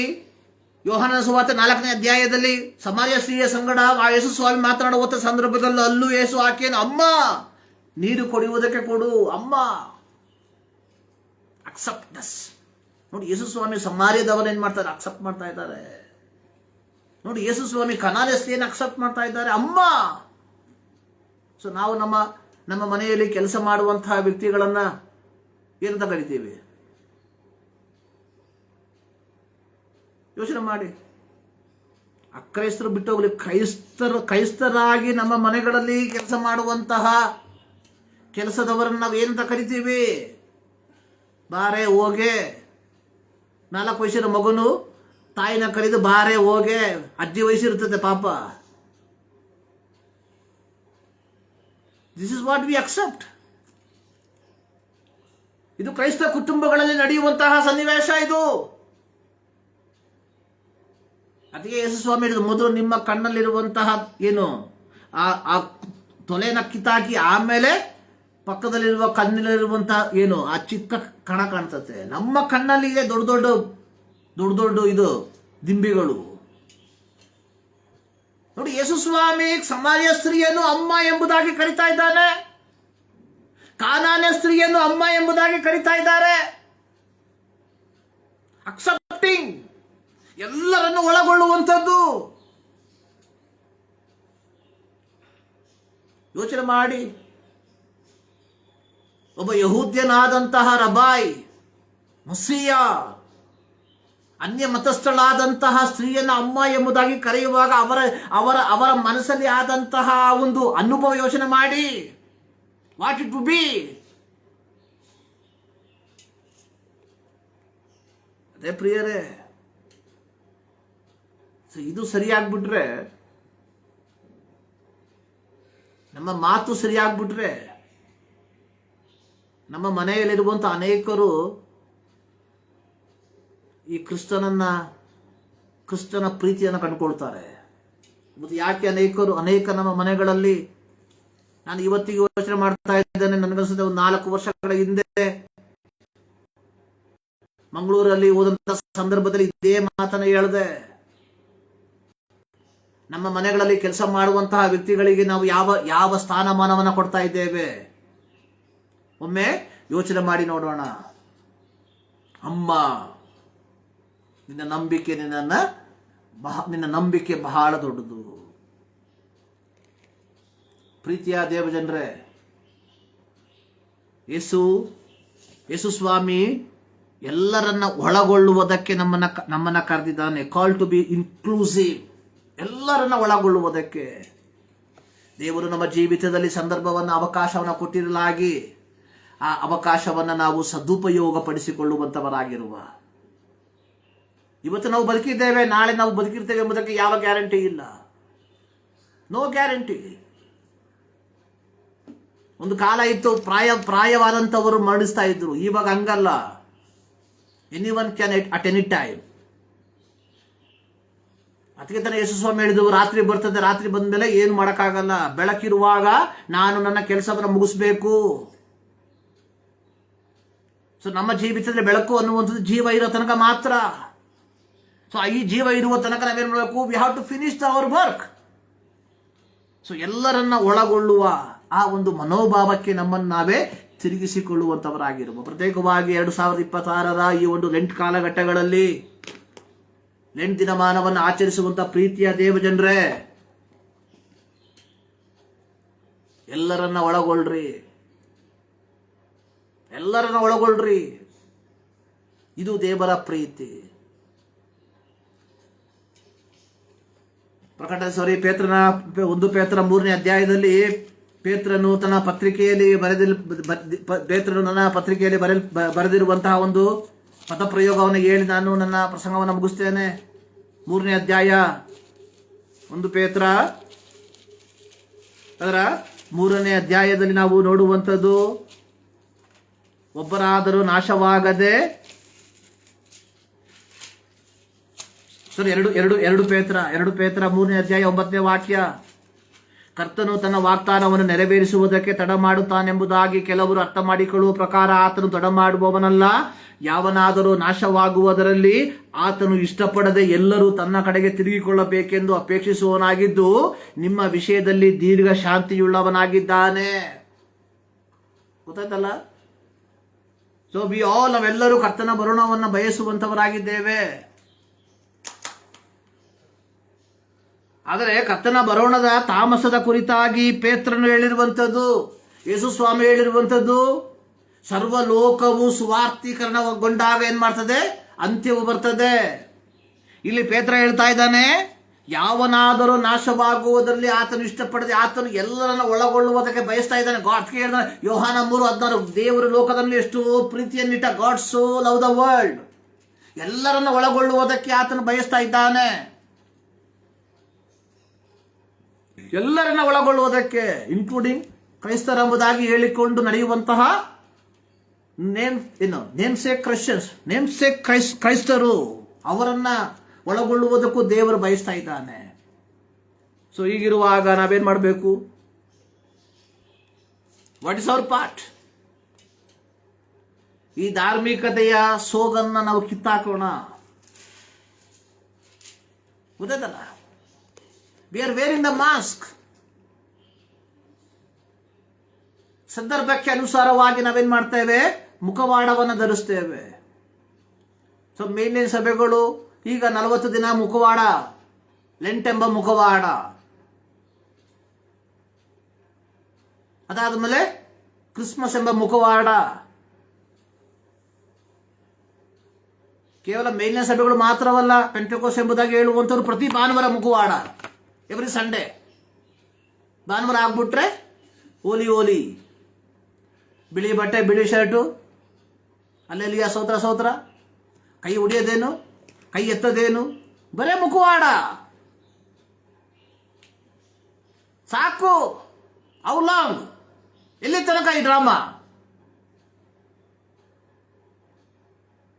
ಸೊ ದೇವರ ಪ್ರೀತಿ ಎಲ್ಲರನ್ನ ಒಳಗೊಡ್ತಾ ಇದೆ. ಸೊ ಈಗಿರುವಾಗ ನಾವೇನ್ ಮಾಡಬೇಕು? Try to live. ಮುಖವಾಡವನ್ನ ಕಳಚಿ ಬಿಡ್ರಿ, ಭಕ್ತಿಯ ವೇಷವನ್ನ ಕಳಚಿ ಬಿಡ್ರಿ. ಅದರದ್ದಲ್ಲೇ ಬೈಬಲ್ ಸತ್ಯವೇದದಲ್ಲೇ ಬರೆಯಪಟ್ಟ ಅವರು ಭಕ್ತಿಯ ವೇಷವನ್ನ ಹಾಕಿಕೊಂಡು ಅದರ ಶಕ್ತಿಯನ್ನ ಬೇಡವೆಂದು ಬಿಟ್ಟುಬಿಟ್ಟಿದ್ದಾರೆ. ಇಂದಿನ ಕ್ರೈಸ್ತ ಲೋಕ ಹಂಗೆ, ಭಕ್ತಿಯ ವೇಷ. ದೇವರ ಪ್ರೀತಿ ಎಲ್ಲರನ್ನ ಒಳಗೊಳ್ಳುವಂತ ಕರೆಯುವಿಕೆ ಆಗಿ, ದೇವರ ಕರೆಯುವಿಕೆ ಎಲ್ಲರನ್ನ ಒಳಗೊಳ್ಳುವಂಥದ್ದು.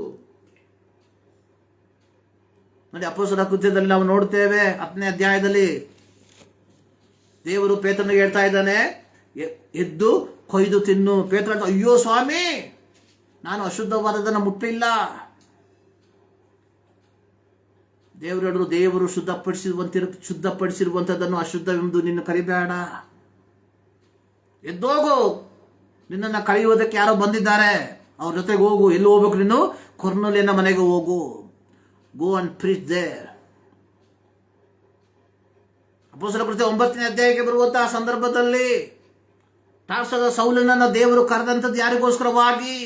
ಅವನ ಕುರಿತಾಗಿ ಪುನರುತ್ಥಾನ ಹೊಂದಿರುವ ಯೇಸು ಸ್ವಾಮಿ ಹೇಳಿರುವಂಥದ್ದು, ಇವನು ಅನ್ಯ ಜನರಿಗೂ ಅರಸರುಗಳಿಗೂ ಇಸ್ರಾಯೇಲ್ಯರಿಗೂ ನನ್ನ ಹೆಸರನ್ನ ತಿಳಿಸುವುದಕ್ಕಾಗಿ ನಾನು ಆರಿಸಿಕೊಂಡ ಸಾಧನ. ಎಲ್ಲರನ್ನ ಒಳಗೊಳ್ಳುವಂಥ ದೈವಿಕ ಕರೆ. ಆ ಕರೆಯ ಬಾತ್ಮೀದಾರರು ನಾವುಗಳು. ಪ್ರತ್ಯೇಕವಾಗಿ ಸೋಕಾಲ್ಡ್ ಪೆಂಟೆಕೋಸ್ಟ್ ಚರ್ಚಿನ ದೇವರ ಸೇವಕರೇ, CSI ವಿಶ್ವಾಸಿಗಳನ್ನ, ಮರ್ತಮ್ಮ ವಿಶ್ವಾಸಿಗಳನ್ನ, ಕಥೋಲಿಕ್ ವಿಶ್ವಾಸಿಗಳನ್ನ ಬಲೆ ಹಾಕಿ ಹಿಡಿಯೋದಕ್ಕಿಂತ ಅನ್ಯ ಮತಸ್ಥರ ಬಳಿಗೆ ಹೋಗಿ. Easy to catch fish in the aquarium. Aquarium ಅಲ್ಲಿ ಮೀನು ಹಿಡಿದು ಬಹಳ ಸುಲಭ. ಸಮುದ್ರಕ್ಕೆ ಹೋಗಿ ಮೀನು ಹಿಡಿಯಕ್ಕೆ ಯೇಸು ಸ್ವಾಮಿ ಪೇತ್ರನನ್ನ ಕರೆದಿದ್ದು ಮನುಷ್ಯರನ್ನ ಹಿಡಿಯುವ ಬೆಸ್ತರನ್ನಾಗಿ ಮಾಡ್ತಾನೆ ಎಂಬುದಾಗಿ. ನಾವೆಲ್ಲರೂ ಮನುಷ್ಯರನ್ನ ಹಿಡಿಯುವ ಬೆಸ್ತರನ್ನಾಗಿ ಮಾರ್ಪಡಬೇಕು.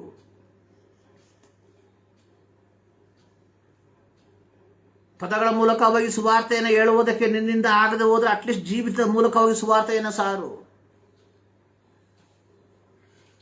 ಪದಗಳ ಮೂಲಕವಾಗಿ ಸುವಾರ್ತೆಯನ್ನು ಹೇಳುವುದು ಅಫೆನ್ಸ್ ಆಗಿ ಮಾರ್ಪಟ್ರೆ, ಜೀವಿತದ ಮೂಲಕವಾಗಿ ಸುವಾರ್ತೆಯನ್ನು ಸಾರುವಂಥದ್ದು ಯಾವ ಅಫೆನ್ಸು ಇಲ್ಲ.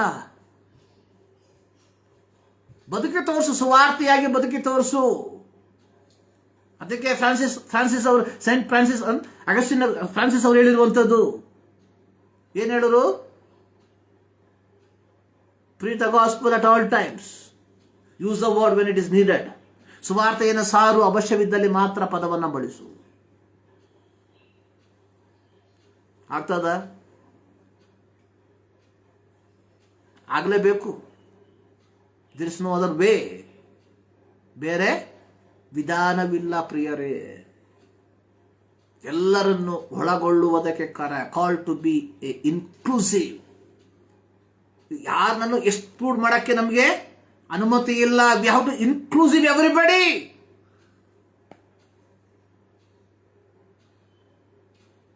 ಯೇಸು ಸ್ವಾಮಿ, ನೀವು ಲೋಕಕ್ಕೆ ಬೆಳಕಾಗಿದ್ದೀರಾ. ನಿಮ್ಮ ಒಳ್ಳೆ ಕಾರ್ಯಗಳು ಜನರ ಮುಂದೆ ಪ್ರಕಾಶಿಸಲಿ. ಆಗ ಜನರು ನಿಮ್ಮ ಒಳ್ಳೆ ಕಾರ್ಯವನ್ನು ನೋಡಿ ದೇವರನ್ನ ಮಹಿಮೆ ಪಡಿಸ್ತಾರೆ. ಕಾಲ್ ಟು ಇನ್ಕ್ಲೂಸಿವ್. ನಮ್ಮ ದೀಪ ಯಥಾರ್ಥವಾಗಿ ದೈವಿಕವಾದ ದೀಪ ನಮ್ಮಲ್ಲಿ ಉರಿದ್ರೆ ಸಾಕು. ಏನ್ ಮಾಡ್ತದೆ? ದೀಪವನ್ನು ನೋಡಿ ಕಾರ್ಗತ್ತಲಲ್ಲಿರುವಂತ ವ್ಯಕ್ತಿಗಳು ಬರ್ತಾರೆ. ಒಂದು ಗಾಢ ಅಂಧಕಾರ, ಒಂದು ಕುಗ್ಗಾಡಿನಲ್ಲಿ ನಾವು ನಡೆಯುವಂತಹ ಒಂದು ಜಸ್ಟ್ ಇಮ್ಯಾಜಿನ್ ಮಾಡ್ಕೊಳ್ಳಿ. ಒಂದು ಕುಗ್ಗಾಡು, ಕಾರ್ಗತ್ತಲಾದ ಕಾಡಲ್ಲಿ ನಾವು ನಡೀತಾ ಇದ್ದೀವಿ. ಎಲ್ಲೋ ದೂರದಲ್ಲಿ ಒಂದು ದೀಪ ಕಾಣ್ತಾ ಇದೆ. ನಾವೇನ್ ಮಾಡ್ತೀವಿ? ಆ ದೀಪ ನಮ್ಮ ಹತ್ರ ಬರೋಕ್ಕೋಸ್ಕರ ವೇಟ್ ಮಾಡ್ತೀವ? ನಾವು ವಿ ವಿಲ್ ಗೋ ದೇರ್. ಮರುಭೂಮಿಯಲ್ಲಿ ಯಾತ್ರೆ ಮಾಡುವಂತಹ ವ್ಯಕ್ತಿ ಎಲ್ಲಾದ್ರೂ ಒಂದು ಖರ್ಜೂರದ ಮರ ನೋಡಿದ್ರೆ ಅಲ್ಲಿ ಹೋಗ್ತಾನೆ. ಯಾಕೆಂದ್ರೆ ಅವ್ರಿಗೆ ಗೊತ್ತು, there is a possibility of water. ಅಲ್ಲಿ ನೀರಿನ ಹೊರತೆ ಇದೆ ಎಂಬುದಾಗಿ ಅವರಿಗೆ ಗೊತ್ತುಂಟು. ಈ ವಿಲ್ ಟ್ರಾವೆಲ್ ಟುವರ್ಡ್ಸ್ ದ ಆ ಒಂದು ಮರದ ಬಳಿಗೆ ಹೋಗ್ತಾನೆ. ಸೊ ನೀನು ನಾನು ಬೆಳಕಾಗಿದ್ರೆ ಸಾಕು. ಯೋಚನೆ ಮಾಡಿ, ನೀನು ನಾನು ಬೆಳಕಾಗಿದ್ದೇವಾ? ಕಾಲ್ ಟು ಬಿ ಇನ್ಕ್ಲೂಸಿವ್, ಎಲ್ಲರನ್ನ ಒಳಗೊಳ್ಳುವುದಕ್ಕೆ, ಸರ್ವರನ್ನ ಒಳಗೊಳ್ಳುವುದಕ್ಕೆ. ಅದಕ್ಕೆ ದಾವಿದ ಏನ್ ಹೇಳ್ದ ಆ ಕೀರ್ತನೆ ಭಾಗದಲ್ಲಿ? ದಾವಿದನು ಹೇಳಿರುವಂಥದ್ದು ಏನಲ್ಲಿ? ಕರ್ತನೆ, ನಿನ್ನಿಂದುಂಟಾದ ಎಲ್ಲ ಜನಾಂಗಗಳು ಬಂದು ನಿನಗೆ ಅಡ್ಡ ಬಿದ್ದು ನಿನ್ನ ನಾಮವನ್ನು ಘನಪಡಿಸುವವು. ನಿನ್ನಿಂದುಂಟಾದ ಎಲ್ಲ ಜನಾಂಗಗಳು. ಪ್ರಕಟಣೆ ಪುಸ್ತಕದಲ್ಲಿ ನಾವು ಏನು ಓದಿದ್ವಿ? ಪ್ರಕಟಣೆ ಪುಸ್ತಕದಲ್ಲಿ ನಾವು ಓದಿದಂಥದ್ದು ಏನಾಗಿದೆ ಅಲ್ಲಿ? ಯಾರಿಂದಲೂ ಎಣಿಸಲಾಗದಂತಹ ಮಹಾಸಮೂಹ ಯಜ್ಞದ ಕುರಿಯಾದಾತನ ಮುಂದೆ ನಿಂತಿರುವುದನ್ನು, ಅವರು ಸಕಲ ಜನಾಂಗ, ಕುಲ, ಪ್ರಜೆಗಳವರು, ಸಕಲ ಭಾಷೆಗಳನ್ನಾಡುವವರು ಆಗಿದ್ರು. ಗೊತ್ತಾಯ್ತಲ್ಲ? ಸೊ ದೇವರು ನಮ್ಮನ್ನ ಕೆಲವು ಸ್ಥಾನಗಳಲ್ಲಿ ಇಟ್ಟಿದ್ದಾನೆ. ದೀಪಗಳಾಗಿ ನಾವು ಬೆಳಗುವಂಥವರಾಗಿರುವ. ನಾವು ಆಡಿದ್ವಿ, ನಿನ್ನ ನಾಮವೇ ಮಹಿಮೆ ಹೊಂದಲಿ, ನಿನ್ನ ರಾಜ್ಯಕ್ಕೆ ಎಲ್ಲರೂ ಬರಲಿ, ಎಲ್ಲ ಜಾತಿ ಜನ ನಿನ್ನನ್ನು ಸ್ತುತಿ ಮಾಡಲಿ. ಪ್ರಾರ್ಥನೆ ಮಾಡುವ. ಸರ್ವಶಕ್ತನಾದ ದೇವರೇ, ಮತ್ತು ದಾವರ್ತಿ ನಮ್ಮನ್ನೇ ನಿಮ್ಮ ಸನ್ನಿಧಾನಕ್ಕೆ ನಾವು ಸಮರ್ಪಿಸ್ತಾ ಇದ್ದೇವೆ. ನಿಮ್ಮ ವಾಕ್ಯಕ್ಕಾಗಿ ಸ್ತೋತ್ರ. ನಿಮ್ಮ ವಾಕ್ಯದ ಮೂಲಕ ನಮ್ಮ ಸಂಗಡ ಮಾತನಾಡಿದ್ದಕ್ಕಾಗಿ ಸ್ತೋತ್ರ. ಹೌದು ಕರ್ತನೆ, ಎಲ್ಲರನ್ನು ಒಳಗೊಳ್ಳುವಂತಹ ಕರೆ, ಆ ಕರೆಯಲ್ಲಿ ನನ್ನನ್ನು ಸಹ ನೀನು ಸೇರ್ಪಡೆ ಮಾಡಿದ್ದಕ್ಕಾಗಿ ಸ್ತೋತ್ರ ಸ್ವಾಮಿ. ನಮ್ಮೆಲ್ಲರನ್ನ ಸೇರ್ಪಡೆ ಮಾಡಿದ್ದಕ್ಕಾಗಿ ಸ್ತೋತ್ರ. ಇನ್ನು ಈ ಒಂದು ಕರೆಗೆ ಕರ್ತನೆ, ಸೇರ್ಪಡೆಗೊಳ್ಳದಿರುವಂತಹ ವ್ಯಕ್ತಿಗಳನ್ನು ಸಹ ಸೇರ್ಪಡಿಸುವಂತಹ ಜವಾಬ್ದಾರಿಯನ್ನ ನಮ್ಮೆಲ್ಲರಿಗೆ ನೀನು ಕೊಟ್ಟಿರಲಾಗಿ, ನೀನು ಕೊಟ್ಟಿರುವಂತಹ ಜವಾಬ್ದಾರಿಯನ್ನ ಕರ್ತನೆ ನಾವು ಮಾಡಿ ಮುಗಿಸುವುದಕ್ಕೆ ಬೇಕಾದಂಥ ಕೃಪೆಯನ್ನು ನಮಗೆ ಕೊಡು. ಯೇಸು ಕ್ರಿಸ್ತನ ಬುದ್ಧ ನಾಮದಲ್ಲಿ ಬೇಡುತ್ತೇವೆ. ನಮ್ಮ ಕರ್ತನಾದ ಯೇಸು ಕ್ರಿಸ್ತನ ಕೃಪೆ, ತಂದೆಯಾದ ದೇವರ ಪ್ರೀತಿ, ಪವಿತ್ರಾತ್ಮನ ಅನ್ಯೋನ್ಯತೆ ನಮ್ಮೆಲ್ಲರ ಸಂಗಡ ಸದಾಕಾಲವೂ ನೆಲೆಗೊಂಡಿರಲಿ. ಆಮೆನ್. ಈ ಮುಂಜಾನೆಯಲ್ಲಿ ಮತ್ತು ಆವರ್ತಿ ದೇವರು ನಿಮ್ಮೆಲ್ಲರನ್ನ ಧಾರಾಳವಾಗಿ ಆಶೀರ್ವದಿಸಲಿ.